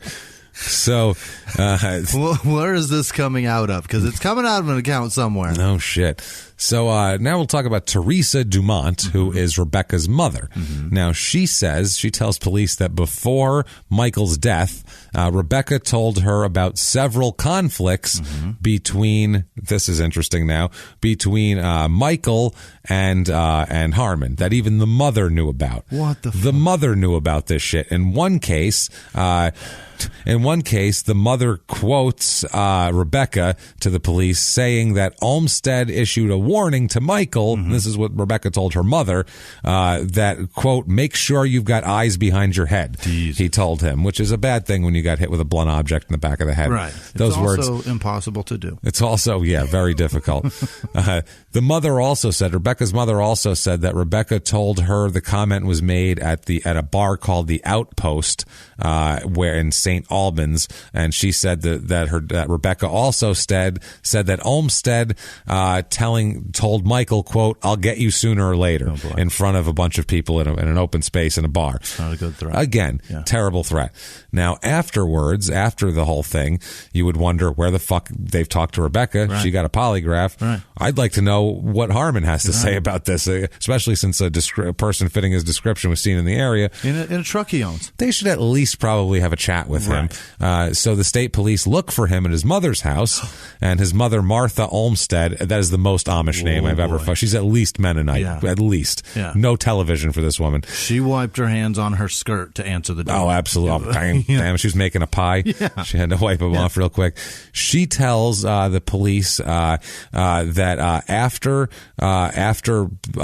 Michael had after Harmon conferred with a lawyer, he took an unscheduled trip to Oregon to quote, visit a distant relative for a few days. Oh, boy. So, okay. Out of the blue, you're going to visit a distant relative? Life insurance upped. Right. She's telling people the wrong way. Right. He's seen in the vicinity. Right. They're having an affair. Reconciliation. 2 days later, she's, wants to fucking move to Ohio with this guy. Right. She's taking sedatives during her lie detector.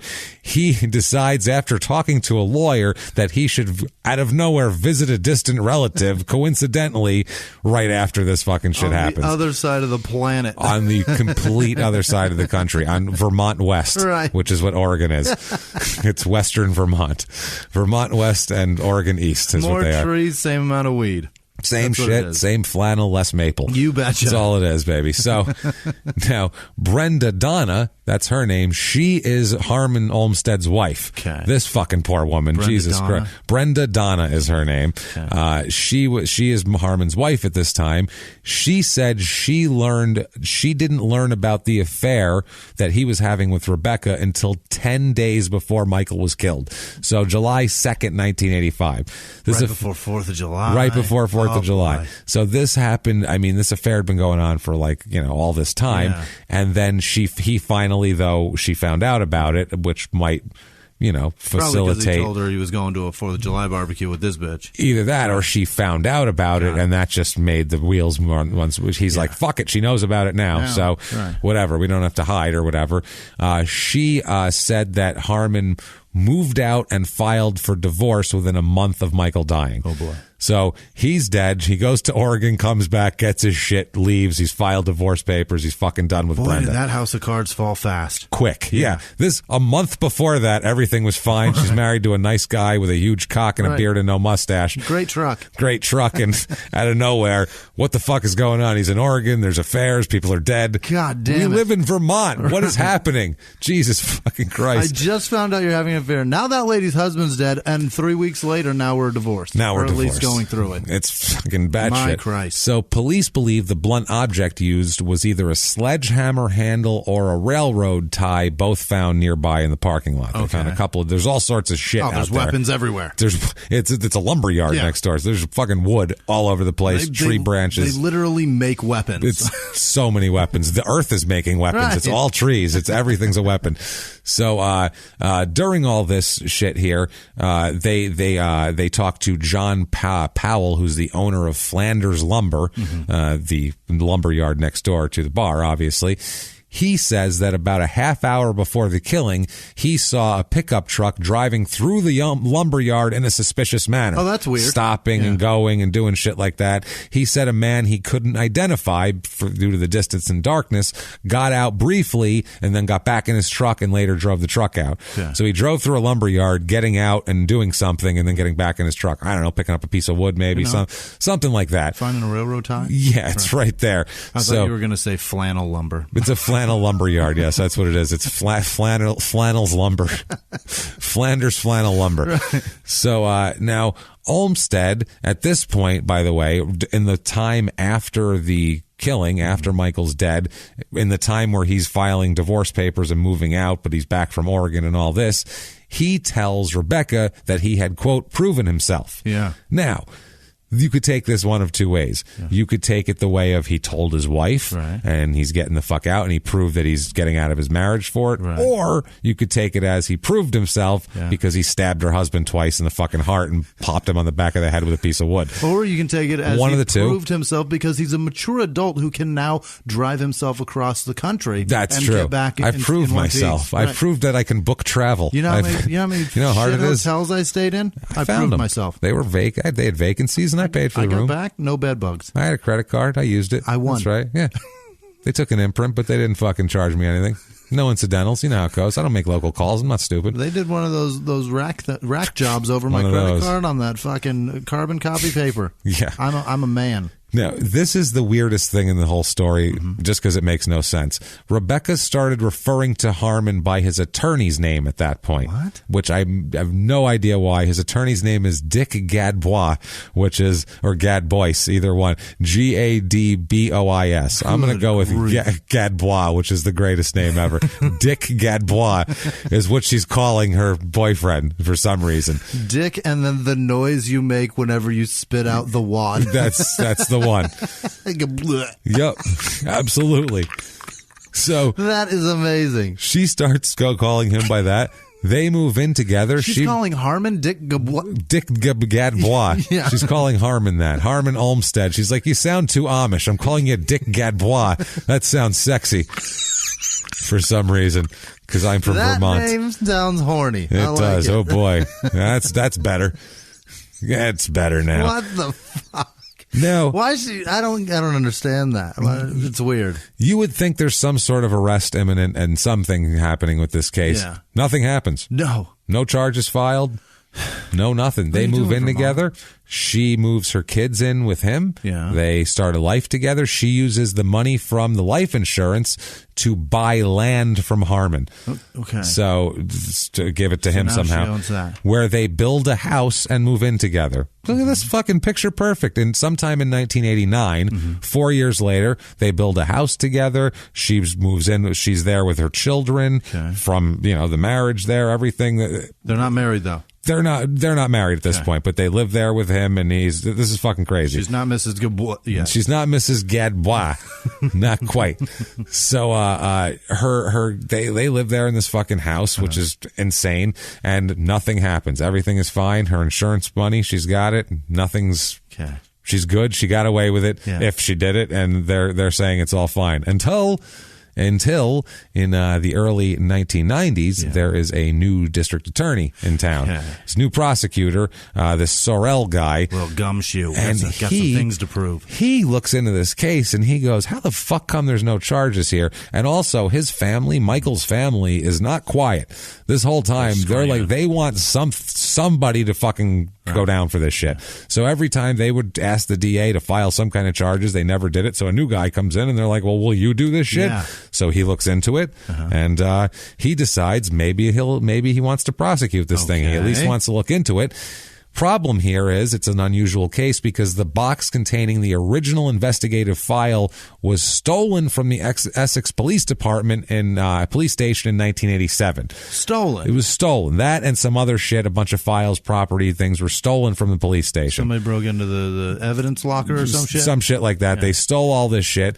Now, the Essex Police and the State Police reconstructed most of the file because they found photocopies of statements and all that shit, and they reconstructed it that way, tried to piece the original file back together. But it's highly unusual to not have an original investigative file going into a prosecution. So weird. Yeah. It's very strange. So 1991, they finally arrest Rebecca. So they take her into custody. She does get bail right away, which, I mean, she's been out for 6 years. She hasn't killed anybody else. They have, so, I mean, it's not like she's dangerous. They don't. She didn't even follow up on moving to Ohio. No, that's what I mean. She moved to Franklin or something, a few towns over. She ends up being released on bail. She said that she would pledge her property that she bought from Olmsted and built a house on in Franklin and post $10,000 cash, and her parents were willing to pledge their property also if that was necessary. And so they released her on bail. She must remain in Franklin County, except for court hearings where she can go back and forth. Okay. So they eventually bring her to trial in 1992. 9 women, 3 men on the jury. So that's good for her. Yeah. That's the balance she's looking for and that her lawyers are looking for. Now, the opening of this trial, the state's attorney, the William Sorrell guy we talked about, opening statement, man, he really fucking lays this down. I think this might be the title of this episode here. Okay. He says, quote, "Envy, greed, lust, murder." Sexy. Damn. Sounds like a rap group from the 90s.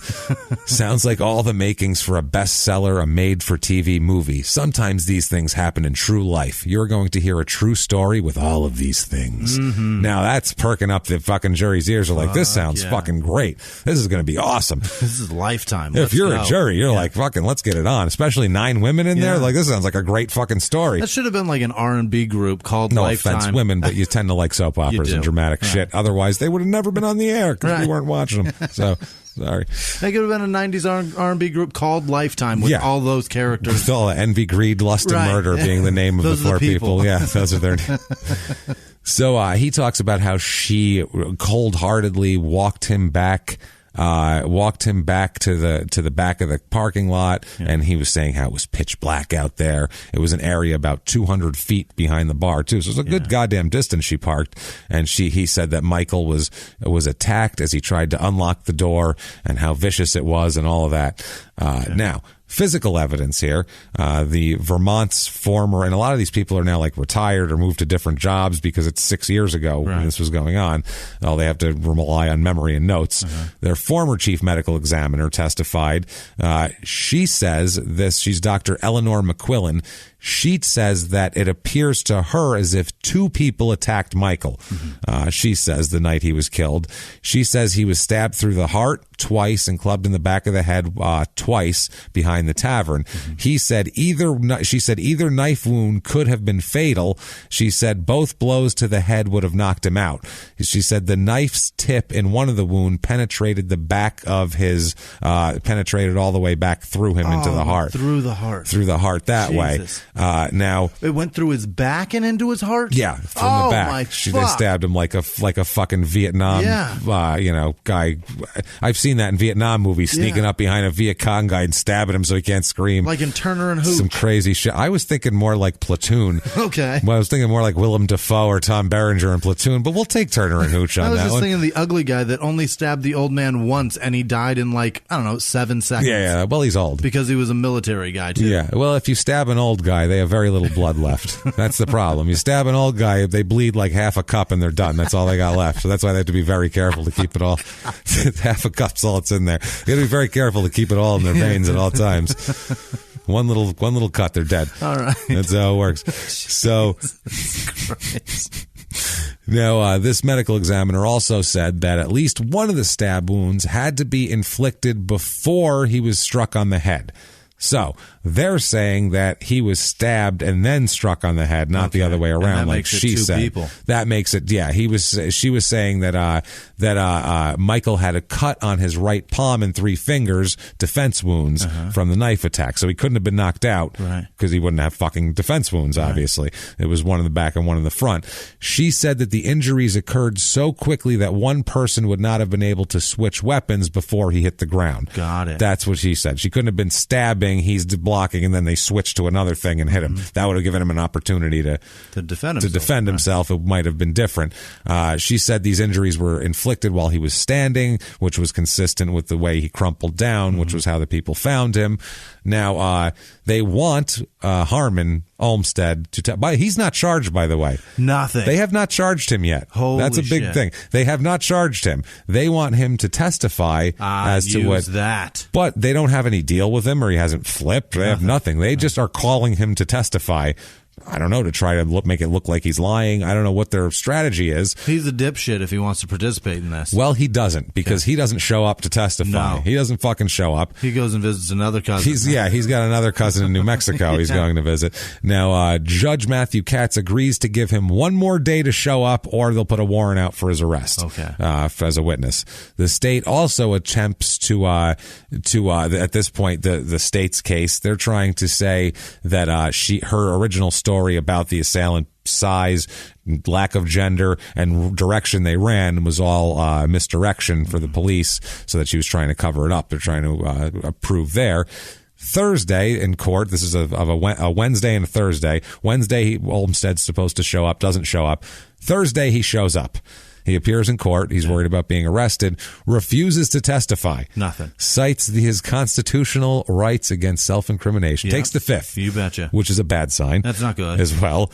Which, I mean, his lawyer might say, no matter what, you take the fifth, you go up there, they're just going to talk about the affair, they're going to make it look bad for you, blah, blah, blah. But still. Very seldom in history has somebody claimed the fifth and weren't guilty of some shit. Probably, but you were, well, a lot of people, a lot of, you just don't, most murder cases, you don't fucking testify. Why would you it's want just to bad. testify? Right. It's just bad for you. Now, on this, he's not even charged. So for him, it's like, what the fuck do I have to testify for? He just takes the fifth. As far as I'm concerned, I wasn't even there. Yeah, that's it. Also on that day, they talk about the life insurance and all that stuff in court and how it was raised. Now, her defense, her lawyer, Peter Langrock, he's going to be involved in this to the end here. Why is everybody's name a euphemism for dicks? Langrock. Peter Langrock, which you can kind of make Langcock also. Yeah. He was probably called Peter Longcock is what he goes by. Sure. That's his like screen name when he first got on AOL. Like AOL Messenger. Peter Longcock, yeah. That's what it is.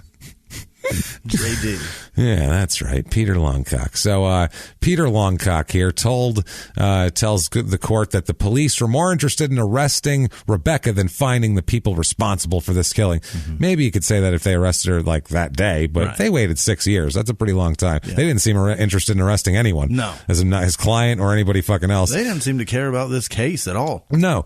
He said there's no way that Rebecca would kill the father of her children. He said, the lawyer Longcock here said, quote, "This is a case where the conclusion came first and the evidence came later." Okay. Longcock did acknowledge that Olmsted was, quote, a decent suspect. Yeah. He's a decent suspect. I mean, everybody saw him there. He had perfect reason. He threatened the guy. And, a lot of reasons, but, whatever. But he said the police were without any physical evidence to link him to the scene. He said that Olmsted can be considered a suspect because he was having an affair. Yeah. And that's all that was. And he'd been in a fight with him before, but he's like, you could consider that. But my client has nothing to do with that. Rebecca's just the one they're fighting over, and the one that nothing to do with that, obviously. So the prosecution actually does say, we know it's a circumstantial case, but we feel like the circumstantial case is overwhelming here. Enough, right? It's pretty fucking heavy. There was a witness who came forward, this is amazing here, to say that he knew where Olmsted was the night of the killing. Yeah. So they said they had a bench conference about this. Was his last name Johnson? Well, no. His last name was Dong, actually, which is it wasn't even subtle. It wasn't even subtle. His First name huge. His name. I'm going to go with Harry, but okay, fine. It's going to go even less or even more juvenile, but whatever. I'm just going with just straight up huge dong testified. Big dick swinging. That's his name. This is ridiculous. Apostrophe. Everything.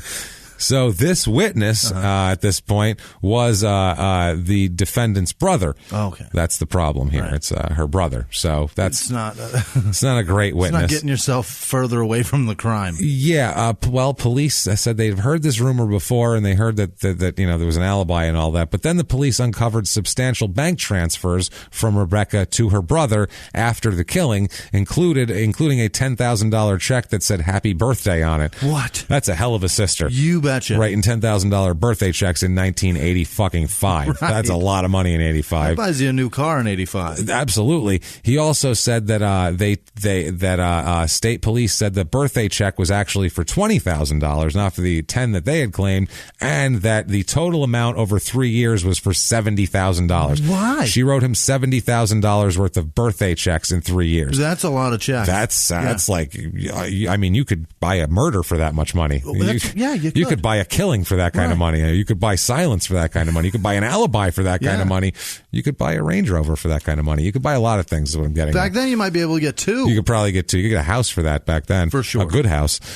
So the jury has 3.5 hours of deliberation only. 9 women, 3 men. They come back with a verdict here. And 3.5 hours, I mean, that's short. Yeah, that's quick. That's quick. They come back like OJ, that was fast. Yeah. And they that was good for him. But this is not good for her. They find her guilty. Oh boy. They find her guilty of first-degree murder, which is that's rough. It's steep. She has some sort of attack here now and needs to be taken to the hospital. Yeah. She has a trauma attack. She complained of chest pains, difficulty breathing, which, you know what? Yeah, if you're your husband. He's got worse chest pains because he has 2 knife wounds in his. But yeah, I would say if you're guilty of first-degree murder, I think anybody would have that reaction. Probably that seems normal. So following this, her bail is revoked, so she's ordered held because up to this point she's been out during the trial on bail the whole time.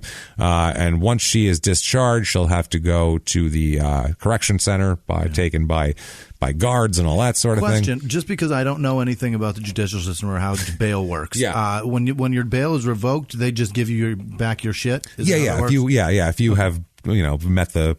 Right. You didn't run away or anything. Right. Yeah, they give you your cash back. Okay. And your house is taken off the books.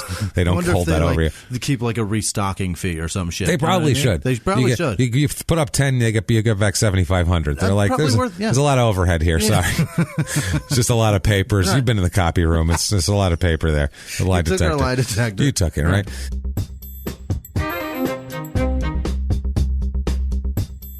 Going to take a quick break from the show to tell you a little bit more about TrueCar. TrueCar.com. What is MSRP? It's confusing. That's what it is. It's exactly what it is. If you're looking to buy a car, you're probably familiar with terms like MSRP. You might even know what it stands for, but what does it actually mean? Same goes for invoice, list price, dealer price. It's enough to confuse anybody. All you really need is a price that actually means something to you, the buyer. Introducing True Price from TrueCar. Now you can know exactly what you'll pay for the car you want, including fees and accessories, before you even get to the dealership. TrueCar dealers will show you the true price on cars like the one you want, all from the comfort of home. And how do you know if your true price is a great price? Because TrueCar shows you what all the other people paid for the same car you want. And your certified dealers know this, and so they set their true price competitively so they can win your business. So when you're ready to buy a new or used car, great site for used cars. Once you register, you'll see real pricing on actual inventory. This is competitive pricing offered to you only by a TrueCar certified dealer for an actual vehicle on their actual lot.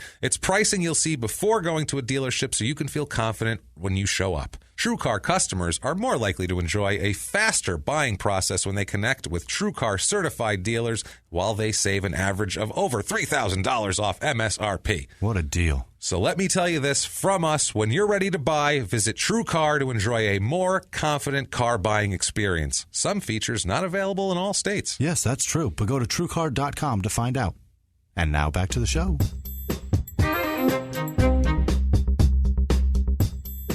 So now sentencing comes up. Now Longcock here, Peter Longcock. I love that we just keep it going. Fuck it, why call him Langrock? There's no reason. We gave him the real name. Right. It's out there. I'm calling him Longcock. It's way more fun.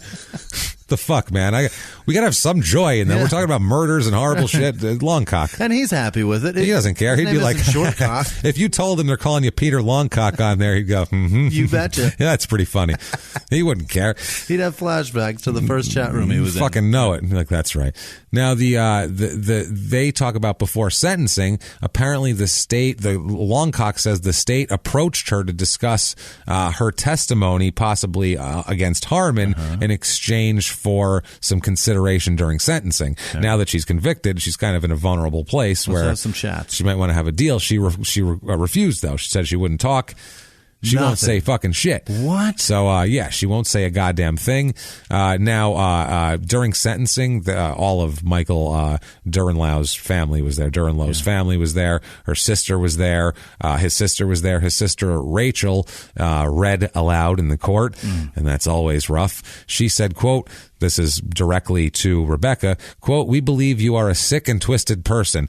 How you have been able to live with yourself is beyond my understanding. Oh boy. There's no reason, no excuse in the world that could ever justify the brutal and vicious death our brother received. There isn't a prison sentence long enough that can remove the hurt our families have suffered, nor the hell that Mike went through, all because he loved you. Yeah. That's rough right there as a victim impact.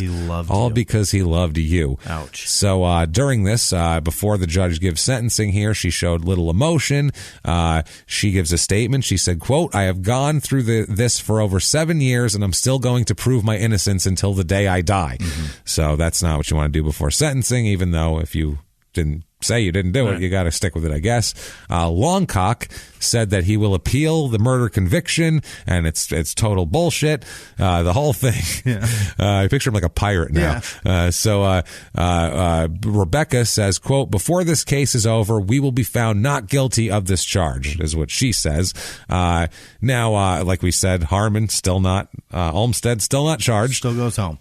Still goes home. Now, William Sorrell, the old DA there, he took another job since the case originally was in the year that's gone by between sentencing. He took another job. He comes back to talk to the jury about the sentencing, to jump back in the case. He says, quote, this was the epitome of a premeditated, cold-blooded murder. Mrs. Durenlow is a murderer. At this point, Rebecca jumped up and screamed back at him, quote, I am not a murderer, which Longcock had to hold her back and tell her to chill the fuck out. Technically, hon, you are. Calm down. Yeah. So apparently the chief court officer had to arrange for extra security, quote, because there was, quote, so much anger and emotion through this whole trial. Apparently 10 officers were on hand for the sentencing, and everyone who showed up in the courtroom was searched. So searched beforehand. The judge said that he was still in doubt that she was the driving force behind the murder. He didn't know her role, but he did say, quote, but we do know from the evidence that we do have a person who drove the victim a long way and positioned him at the lonely scene of death. Did it so skillfully and without any hesitation. You, ma'am, may fuck off. 35 years to life in prison. That's steep. That's she good. Gets that. Yeah, she's it's a life sentence. But she's like 42 years old, so that's a pretty good sentence there. 35 to life. By the way, Harmon was there for the sentencing, watching that whole thing because they had been living together until the trial started. And he shit everywhere, all over the place. It was terrible. So he said, the judge said that Katz here. He said he hoped the sentence would send a message to others that murdering a spouse to escape an unsatisfactory marriage carries severe consequences. The sister told the press, quote, if you hated him so much, Becky, why didn't you just get a divorce? Which that's You've been good point. It. I've been through it. Yeah, it happens. Divorce. It's rough. It sucks, but it's way better than killing the person. Holy shit. Because guess what? I got divorced. Now it's over. Right. If you kill the person, that's it forever. And especially you can't kill the parent of one of your fucking kids or two of your kids or any of that shit. That's insane. That's crazy. That's what crazy people do. I don't like them so much. It's okay that my kid doesn't have a father or a mother or whatever the fuck. That's nuts. I'm going to likely get caught, and then I'm going to remove both their parents. You don't give a shit about your kids at that point. You don't care at all. All you care about is cock. And if you don't have any kids, just fucking get divorced all day. It's Who so cares? much cheaper. No one cares. Oh, it's not going to cost anything. You can get divorced all day long. Obviously, if there's an abusive situation, that's a difference. We're talking if everything's even. Right. Just get a fucking divorce. Even Who cares? Field, go see a lawyer. Yeah, whatever it costs you, you'll make it back. It's Who cares? Worth it doesn't fucking matter. It'll be fine. So the state attorney declined to comment on whether Harmon would be charged with murder. He's just said, quote, we don't consider the investigation to be closed. We're obviously interested in bringing everyone to justice who is involved in the killing. Now, the sister, by the way, afterwards says to the press that her brother can finally rest. Okay, now, that's not the end of it, by the way. By a fucking long shot. Okay. We have just begun to enter the crazy zone of just what the fuck is happening all the time here. Maybe for better, maybe for worse. We'll find out and let you guys be the judge marriage. here. Like marriage. This episode is like marriage, except better because it's funny. Anyway, January of 1993, she has a hearing for a retrial based on what they just talk about new evidence or evidence that was overlooked here. Okay. Now, the emotions are high. They do pat down body searches of everybody going into the court. They said, quote, "We had quite a problem with the families in the courtroom at the verdict and had some concerns because we knew both sides of the family would be back. It's just not for us to be the judge. It's just for everybody's safety." Good God. So, yeah. Vermont's Hatfield and McCoy. Yeah, I don't know. They were going to show up and kill this woman in court. Fuck? So, Longcock is still on the fucking scene here. Longcock is slinging that dick all over this courtroom. He says that the sledgehammer handle that was identified by prosecutors as one of the weapons used to kill Michael had been lost or destroyed before the trial began because it was 6 fucking years ago and they had a bunch of shit stolen. But I've got something in my pants. It's about the same size. Yeah, you can. Harmon, can we get Harmon up to Mr. Olmsted? Can you come up to the stand and slap that? There you go. Everybody take a look at that. Look at that. Well, very nice. Now, he also, Longcock contended that the murder weapon might have been a railroad switch handle found at the scene of the crime rather than the sledgehammer handle that the prosecutors say was brought there by Rebecca or Michael. Those big metal things that operate. What the fuck? He's saying it could have been that, or it could have been this sledgehammer handle. Thing would be crazy. Yeah, he's saying that they brought the handle themselves, not just picked something up off the ground. Got it. He said that, quote, "The entire theory of the state's case is that this was a planned killing. If someone wanted to commit a homicide, wouldn't they bring a weapon with them? Well, they did have a knife that they stabbed him twice with. Correct. At the last minute, they might have been like, I should clonk him on the head first and then fucking stab him. It'd probably be easier. I'll stab him. Shit, he's putting his hands up. Let me knock him out. It'll be easier to stab him. Whatever the fucking case is here." So the state obviously concedes that the weapon had been lost in the 7 years. He said this is kind of a ballsy statement by the prosecutor that I don't really care for. Quote, "Where there is a failure to preserve evidence, the burden is on the defense to demonstrate bad faith. No. That has not been done." That's not true. That's probably legally true, but that's a load of shit. How about the burden is on you to produce evidence that commits the... Yeah, if we lose shit, it's up to you to fucking prove we lost it. I don't know. It's up to you to fucking prove it's there. What do I look like? I'm just the guy trying to put this person in jail for fucking the rest of their life. With the burden of a fucking constitution. Yeah, the burden of proof, actually, it's called, as a matter of fact. It's pretty clear. So I guess and it's different in an appeal situation. Now, he said that he was still considering charges against Olmsted. Now, the judge said he would rule on it in a short time, and he denies it. Okay. Denies the hearing for a new trial. So, no new trial right then. Go back to jail. Go back to jail. Back to the hospital and then to jail. Right. 1994 comes around. July of 1994. Okay. This is, so now we're 9 years after the killings, but she's been in jail for almost 3 years at this point. She wants to go to her daughter's wedding. No. She's seeking a legal way to go to her daughter's wedding. She originally wanted to go to her son's graduation, and they said that she could, and then it got lost in the shuffle of the bureaucracy, and she never got to get out. So now she's seeking to go to the wedding of her daughter. I can't believe this is the shit that happens. This is crazy. Longcock, he says that he's worked it all out. Yeah. 2 correctional guards have volunteered to accompany Durenlau to what the fuck is she doing for these guys to volunteer from the prison to the wedding at the American Legion in St. Albans. Classy, you know it. Now, he says that... they're great establishments for veterans, but they're fantastic. You can smoke indoors, and it is fucking bring the horrible. Kids. Everybody, bring the kids. So the prosecutor said it isn't that simple. She said that state employees would have to be paid, that they'd have to be on overtime. Longcock said that they'll pay for the employees' overtime. They don't care. They'll pay out of their pocket. They said that the prosecutor said that if Rebecca's allowed to attend the ceremony, she would have to wear prison chains and handcuffs. Now, you want that guest at your wedding? There. Right. I'm so happy for you, honey. Great. You can't even clap. This isn't a distraction at all. Right. This is much better than if you just weren't here. You're chained to a folding chair. Yeah, so... Longcock has the balls to then say that it would be a tragedy if Rebecca could not attend her daughter's wedding. The sister said the bigger tragedy was that Michael was murdered, and the real tragedy is that he's not able to walk his daughter down the aisle, not that she can't come to the fucking wedding. She should have been forced to carry a ball and chain down the fucking like an old-timey one. We're really into cartoons. Just a real heavy one that says like 200 pounds Right. on it. You know, she's got to dragging. hold it and walk and walk waddle. with it, just drag it behind her. So the estate's attorney here said that releasing her to go to a fucking wedding would send the wrong message to the public that, you know, you can just get out if you have personal problems. Right. She's not in there on murder. She's not in there on tax evasion or some shit.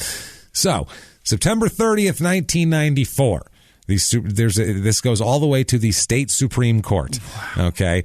The state acknowledges here. This is the opinion of the state Supreme Court.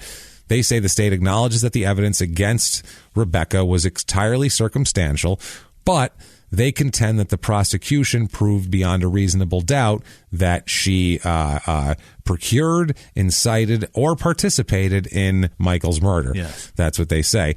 They also say the state is not required to exclude every reasonable hypothesis of innocence in proving a case with circumstantial evidence. Mm-hmm. So basically, they don't have to fucking go down every rabbit hole and find why somebody else isn't guilty. Right. They just have to look at where the evidence is pointing and do that. They do say the evidence and inferences, however, must add up to more than mere suspicion. The jury cannot bridge evidentiary gaps with speculation, which is obvious. Yeah. And they give several case law and the case law they cite, they're citing case law of like a guy was went into a police station and was drunk and then left, and then 5 minutes later he was like sleeping on the side of the road and not in his car though, but his car was nearby, and would they charge him with a DUI because they knew he was driving when he showed up to the police station? So it's like that. Like, could they bridge the gap from him showing up at the police station to him getting there? Yeah. And it's like, well, there's no other way the car would have got there with him. So it's also a stretch in that you're comparing that to a fucking murder. But it's a logic. Right. It's a logic. A legal logic train is all it is. Makes sense. They also compared it to a man stealing a car and the car having the keys in it and him being found in the woods afterwards, but something happening in between. And could they say that he got from there to there without the car being messed with by stupid shit? Legal mumbo jumbo.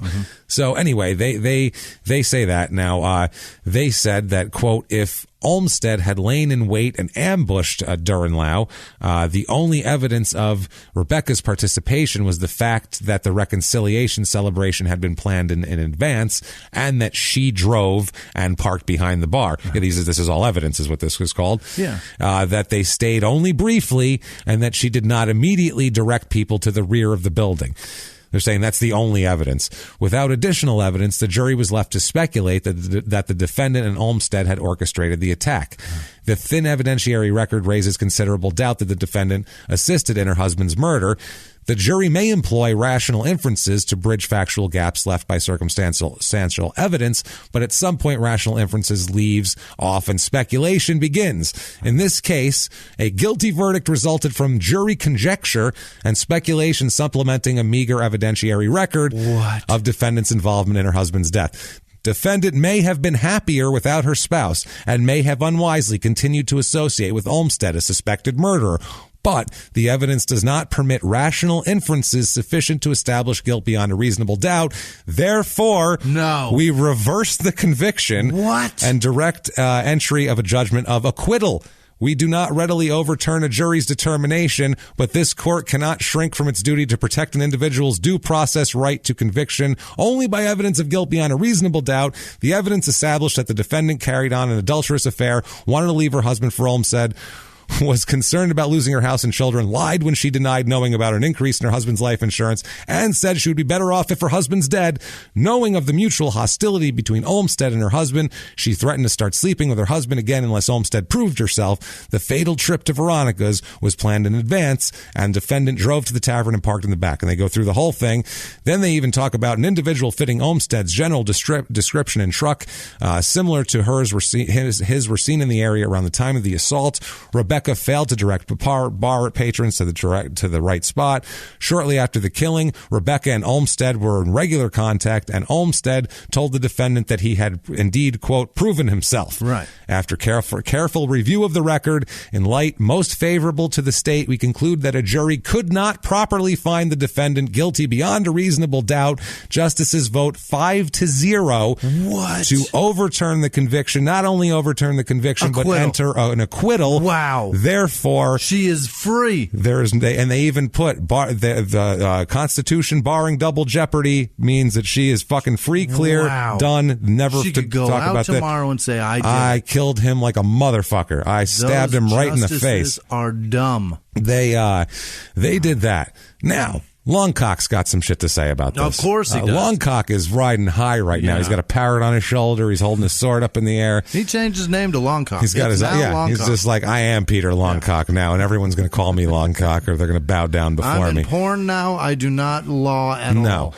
Later on, he says that the most important case he's ever been in was the Rebecca Durenlau trial, a woman accused 7 years after her husband's death of hiring someone to kill him. He said even now the case makes his blood boil, makes Longcock's blood boil. He said the polygraph tapes came up missing, the evidence file came up missing.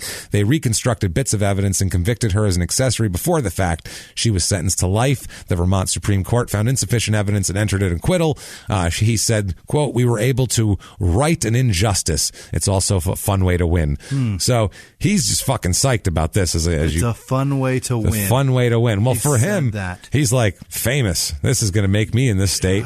And this case, by the way, is so under the radar, man. Yeah. You cannot find shit on this case. Trust me, I looked. I found the court documents of it originally, and I'm like, well, I need a lot more than this. Yeah. And the only thing I found this was newspaper archives. Sweet I mean, there is Christ. Nothing like that's Googleable. It's like I have archive sites that I'm pay to be a member of and shit, and that's the only way to find all of this crazy shit. We don't even get to call her a murderer anymore. No, that's what I mean. This is crazy. That is fucked up. A small town murder occurred. Yeah. Now, William Sorrell, the chief prosecutor here from back then, he's fucking pissed. Oh, I'm sure. He's super pissed. And his family is even more mad. Durenlau. They're so, dude, they were fucking livid. They're like, this is ridiculous. They had so much security at court. They were scared that the family was going to kill her. Like, they were so fucking mad. They were making all these statements about, they were pissed. Oh boy. As you can imagine. Yeah. He says his statement on this, the old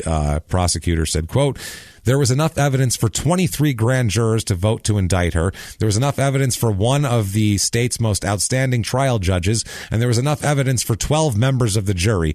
The unanimous decision of 12 jurors is all for naught. I feel sorry for the victim's family." No doubt. No shit. So, bad stuff, obviously. Yeah. This whole fucking thing going on. It got botched so poorly, so badly. This got fucked up so bad. And the messed up part is, and there's more, by the way, the messed up part about this whole thing is, who the fuck knows? But they're saying, this is so weird, they're saying, and the state is, the defense and the state are both saying the same thing. The defense is saying, it's probably Harmon Olmsted that did it, but she had nothing to do with it. But do you think that he would kill? They seemed tight. I don't think that he would kill her husband without her knowing about it, or without her guidance and help and and approval. How would he know that they're going to be parked in the back of a dark fucking parking lot? This is what I mean. If the defense wandered around and traced him all night. This is what I mean. The defense's theory, to me, gives more evidence to her guilt. Right. If the defense's theory was there was a stranger, Michael had gotten in an argument with a guy at work 3 weeks ago, something like that, at least that's something that you could say is possible. But they're saying that this Harmon Olmsted, with no help from Rebecca, knew everything that was going on, knew when they were going to be there, knew that they'd leave after 15 minutes and half a fucking beer. Right. Like, why would they abruptly leave? They didn't even finish their beers. Yeah. Like, that's weird. Yeah. If you go to a bar and you have a beer, you don't leave without finishing your beer. Driving 30 miles to go have a drink? You'd be like, I'm finishing this fucking beer. Like, it had to be like, we have to leave right now. Right. Like, I don't like this place, or whatever it is. We have to leave right fucking now. John Goodman's character in The Big Lebowski. Yeah. I'm finishing my coffee. I'm staying. Exactly. Basic fucking freedoms, James. That's basic fucking freedom. No, that's what it is, man. And instead, she brought him outside. She drove there. She did all of that. The guy looking for a piece, something else to clock him with, driving around the lumberyard. There's so much circumstantial evidence. Yeah. I don't know if you convict somebody on that much circumstantial evidence, but if your fucking theory is that this other guy did it, then she was with him. Right. There's no way that he did this without her. Right. So that's my point. If that's the defense's theory, that's the worst, stupidest fucking theory I've ever heard. It's fucking bananas. And Sweet Pete, the whole fucking family gets no justice. And No. It's the most Sweet Pete fucking episode we've ever done. Well, Jesus Christ, 6 years go by where they get nothing, and then finally they arrest this woman for right or for wrong. The family's happy that there's wheels moving, and based on the evidence, they think it's a pretty good chance that, because they didn't know about the affair and all that shit. That all came out afterwards. The way they looked at it was, oh, they're a nice couple, and oh no, what happened? And then they're like, wait a second, she's having an affair with this fucking guy, and they're planning on being, whoa. Once the evidence started coming out, they started thinking, this is a different fucking person, because she was at the memorial for him, and they were all hugging and kissing and all that shit, and oh God, who could have done this? And so, I mean, it's fucking crazy. There are 5 years of Dateline episodes that are exactly like this, and the woman goes to prison with zero. I mean, with this is nuts. With similar evidence, and she stays. And how many men go to prison? Everybody, the gender doesn't matter here. It's a matter of we've seen this as enough evidence for people to be convicted all the time. And for justice, I don't know if it is, but like I said, if your theory is that he did it, well, then you did it too. Right. Don't offer a different theory if you don't want to believe that. And it's gone through the court system and justice served, you know? Yeah. And then the justices in their Supreme Court overturn it and acquittal. Like, that's the crazy part. Yeah, at least give the state the chance to... Not even vacating the judgment, and they could have had a retrial or whatever they could have done without the double jeopardy deal, but they could have refiled different charges or something. Give the state the opportunity to at least make a better case then. No, this was... This is fucking bananas. They just flipped it, acquitted, no double jeopardy. I mean, they were so clear in the language of you are free, lady. Go free and go get all the cock. Yeah, go multiply. Be fruitful and multiply. Enjoy yourself. Yeah. So now we go to May 1998. Let's go to there. May 1998. She's several years later. Several years. She's been out of prison for almost 4 years. She is not Rebecca Dorenlau anymore. She's now Becky Berard. She's going by. Okay. She's been married? Apparently she's married. Becky Berard is her new name. Clearly married somebody at IBM. Yeah, you know it. Yeah, with a B name, obviously. So, and she's going by Becky Berard. She got a very good job at IBM. Rebecca. They said, you got to be Becky from now on. All B's around here. So Becky Berard, she's out there. May 1998, Essex police say they received an emergency 911 call from a bicyclist about a domestic dispute between a man and a woman in a parked car near the West Street extension. The couple had been drinking, and they were fucking basically having a drunken fight in a car. Beautiful. At that point. So they pull, the cops come, they pull these two fucking idiots out of the car. Becky said she had 5 drinks. Oh boy. 5 drinks. And was driving? And was in the car. Okay. You can't do that. That's not okay. You can't. Illegal. You can't be in your car with the keys after you had 5 drinks. That's just not okay. So, at that point, she tells the cop that it's okay. A friend's coming to pick me up. It's all good. I'll be fine. So about 15 minutes. So they said, okay, fine. Yeah. You guys everything's settled down here. Everything's cool. That's how small towns operate. Yeah, literally, they were like, you guys cool? Because, I mean, they weren't punching each other. They were just arguing. And so, you know, they were like, is everybody calmed down now? And they were like, no, we're fine now. We were arguing. We got over it. I had 5 drinks. We're a little drunk, and we know it. It's all good. Friends coming to pick me up. It's all straight. And they were like, all right, you two have a good night. You know, just a fun-loving married couple out having a good time, gotten a little row. You know how that goes. So they just go back to their police work, hanging out, till about 15 minutes later, when this police officer said he spotted the 1993 sedan that she was driving, headed along Pearl Street, weaving between the 2 lanes. Perfect. So the cop pulled the car over, but she didn't fucking pull over. No. She keeps driving for about 1.5 miles before stopping. But she didn't speed. She just drove more. She was just like, if I just drive enough, they'll go away. They'll get bored and leave, I think, right? Yeah, are they flashing their blues at me? That's okay. Their headlights are so bright in my mirror. I hate when they do that. It's so fucking annoying. It's the worst. So she is just driving, so the cops are following behind her like this fucking drunken asshole. Gonna go around. Yeah. I'm only going to do the speed limit. Amazing. Friends, this cop was let you go. Yeah. Could have fucking been a dick Just about get a it. friend. And didn't. Even not at public intoxication. Nothing. Just said, good deal. Get your friend to drive you home. You folks have a good night. Right. And this fucking asshole has to be a dick about it. And now next time, that cop's going to be a dick to somebody and not give them the fucking benefit. You ruined it for everybody, asshole. This is what fucking happens. The world could be so fucking great if winks and nods could be just done by everybody, but they can't because some people are not an adult enough to handle a wink and a nod and do shit that you're not supposed to do, but we all know it's fine. Yeah. They have to take advantage of it and be cocks. Nobody's been hurt yet. Just get out of here. That's and what. She's like, maybe someone will get hurt. It's like school. So that used to drive me nuts in school. You have a teacher who was cool, and they would let people get away with little shit, and you could you could take an extra hall pass and go, and then somebody would fuck it all up, and then they'd be dicks, and you'd be like, "You motherfucker, you ruined it." Off campus, smoking a cigarette with a hall pass. It's you like, ruined you it. Jerk everybody. Off. Yeah, and they blame the teacher when they got caught doing something. Well, he let me out here. Don't tell them that. We're all, God damn it. Tell them you stole it, you dipshit. Yeah, fuck. Have some balls. So anyway, finally, after about a mile and a half, they stop. And she ends up getting arrested for DWI again. So this is her second. So she's got 2 DWIs and an on and off murder. You bet. So not bad. This is following a report of the later on, she ends up having another report of a little domestic dispute between her and her husband, Leon. They love hard. Leon Berard. There. She pleads innocent to having a blood alcohol level of 0.157. So almost 0.16, which is basically double the legal limit in most places. When she was driving, she has a 1979 DWI conviction. And based on the fact that she had a previous one, even though it's 15, 17, 20 years, 19 years in the past, and she has one now, she's released from court from this, but with orders not to buy, drink, or possess alcohol of any single kind anywhere. Okay. So that's what happened to her. That's the last I've heard of her. Oh, my God. I cannot find her. I mean, I didn't really look. I'm not going to hunt this woman down on social media and be like, oh, there she is. She's on Twitter. Go fucking break her balls. Right. Like, we don't know what the fuck happened, but Jesus Christ, make your own fucking conclusions. I mean, we normally don't do cases like this. We normally do a case where it's pretty clear what the fuck happened. But this is a case where it's a small this is some small town shit. And our man is not charged either? Never charged. What the fuck, James? Harmon never was charged. He never sat through a significant interrogation. Nothing. Harmon just skated. He just went, I don't know, wasn't me, and went to fucking, and never,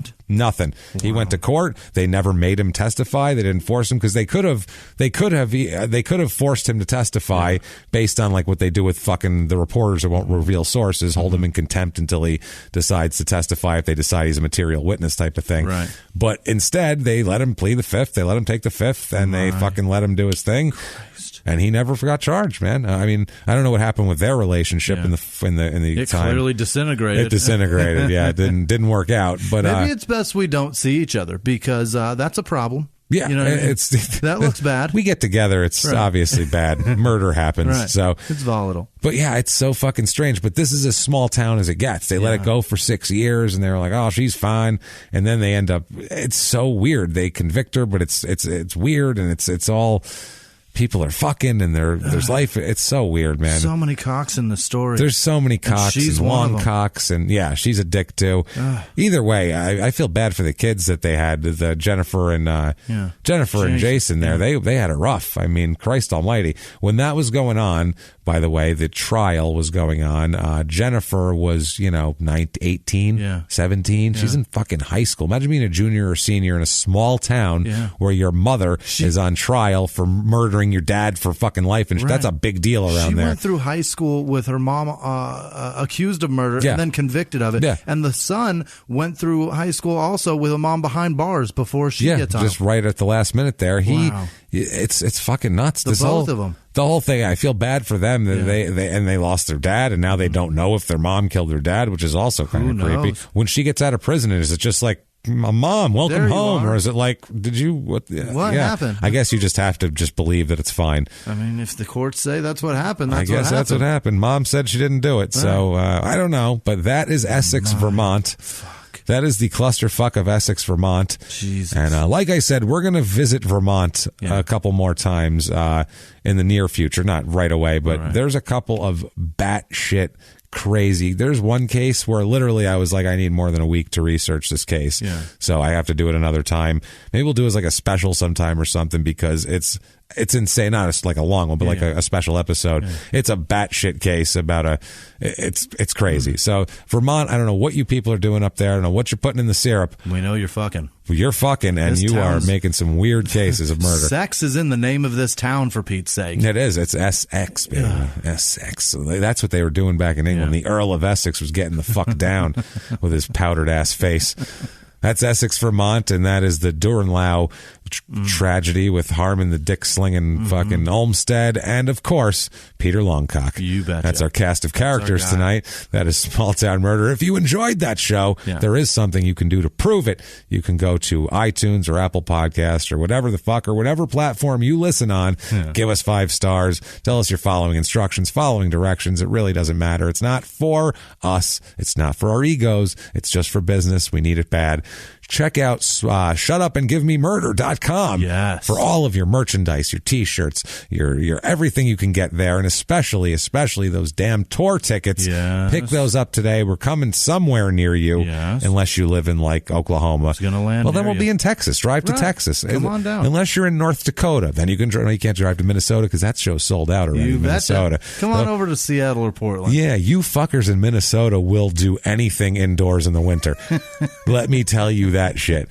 That shit went up, and it's like it's in December, end of November or some shit, and that was I think it's in December. It is. It's like December 11th or some shit. December 17th. Sold out in like it's sold out in like 5 days. 6 days. Sold the fuck out. They're like, it's going to be freezing out. Get tickets. They have heat in that place. I've been there. There's heat in there.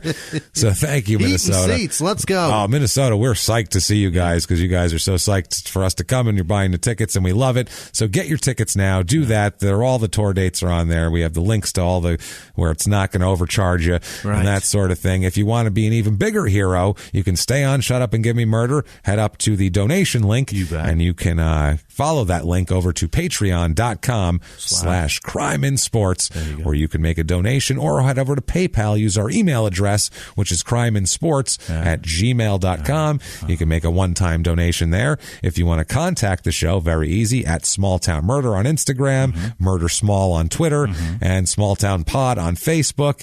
And never mind all that shit, Jimmy, because we've told a murder. We've told about a crazy story. We don't know what the fuck happened. But you know what we do know happened? I do know what happened. We know that a bunch of people were really fucking awesome to us and helped us keep the lights on this week. And why don't you go ahead and tell me about these fine people, Jimmy? This week's executive producers are Ann Spence, Jenny Lynn Bertolo, Pamela Rogers, Devin Resnikoff. I don't want to fuck that up. No, get it right. Rachel Smolsky. Yes. No.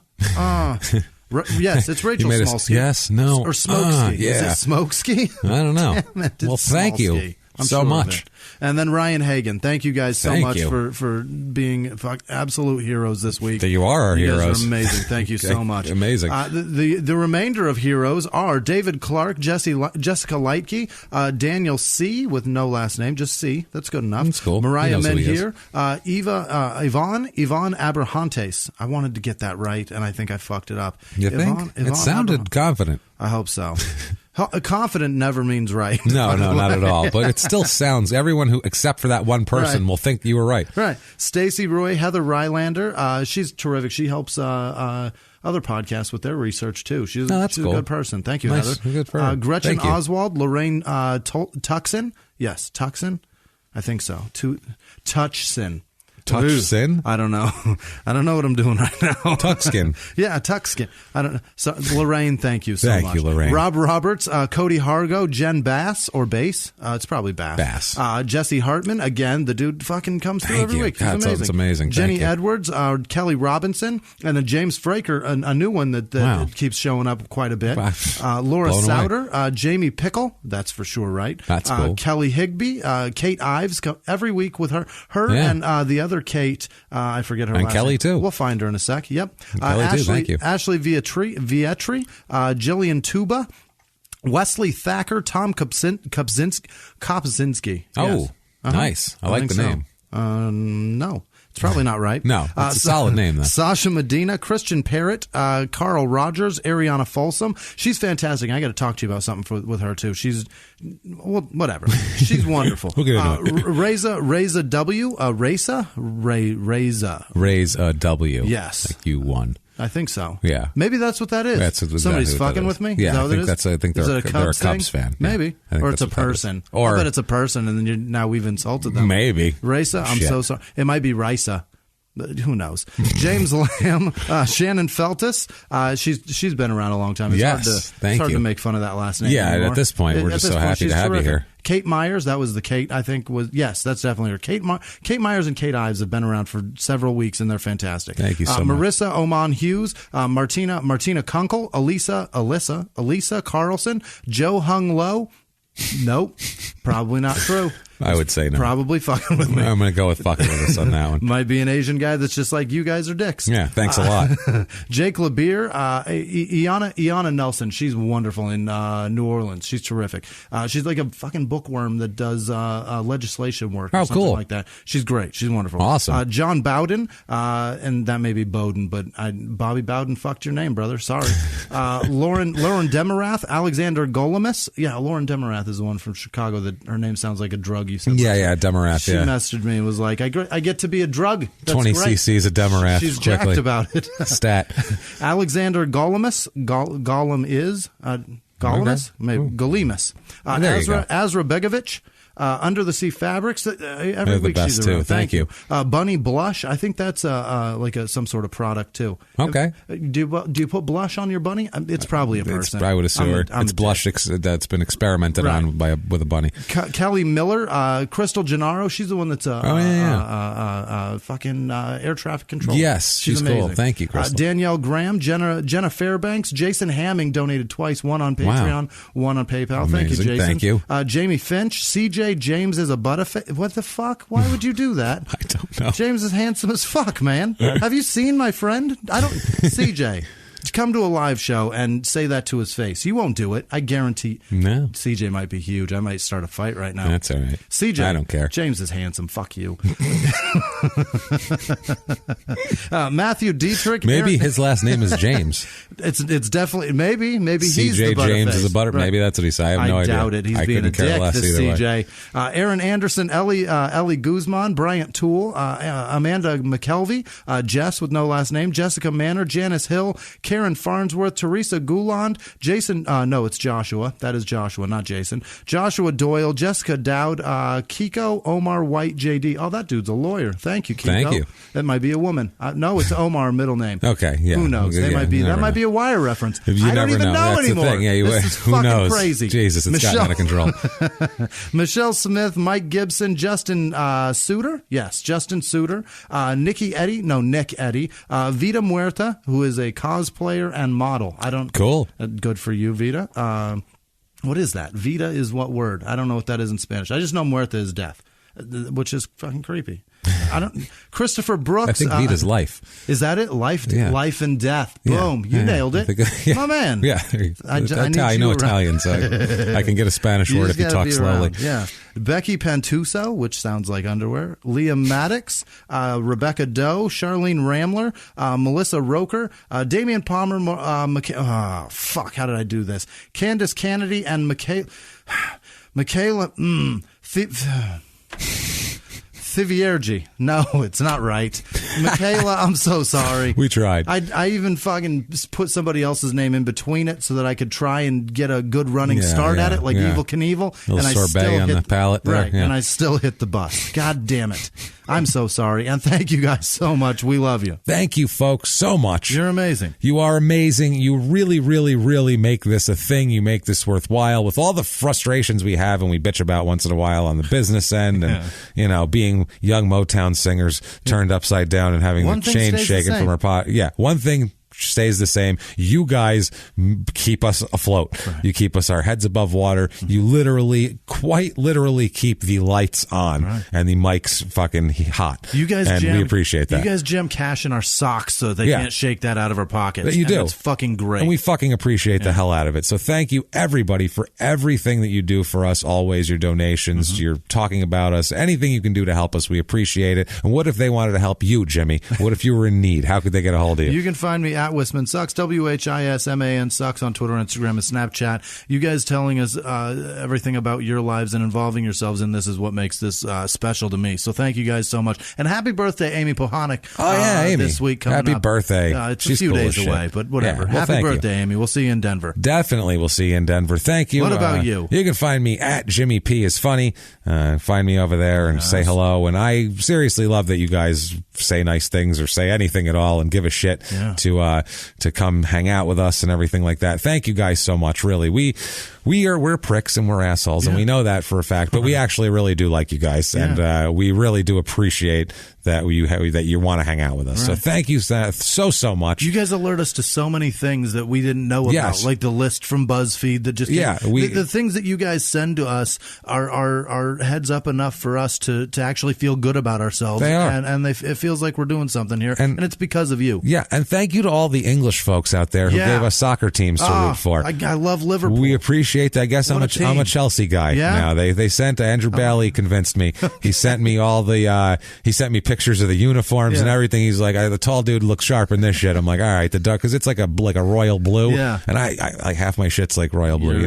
I like the blue. Liverpool's very maroon, but it's got a nice teal around it. I saw it's pretty dope. No, that's dope too. Yeah. But I'm going to go with Chelsea. I feel like if I might change my mind. I'm not locked into Chelsea yet. I'm going to have to look into them a little bit. You might like Juventus also because they've got that Ronaldo fella, and so that's looking for an English cheating. team. Is that an English team? Italian? Yeah, I want an English. I got to go into the English team right now because that's what everybody follows. Yeah. And the other shit I can do on the side. I'm running with Liverpool because I hate the fucking Beatles, and it feels good to support something from that fucking town. I got you.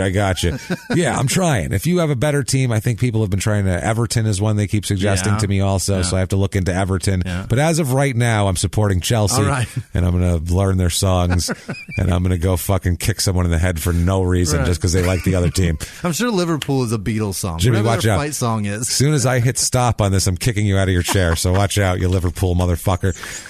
With that said, everybody, until next week, it's been our pleasure. Bye.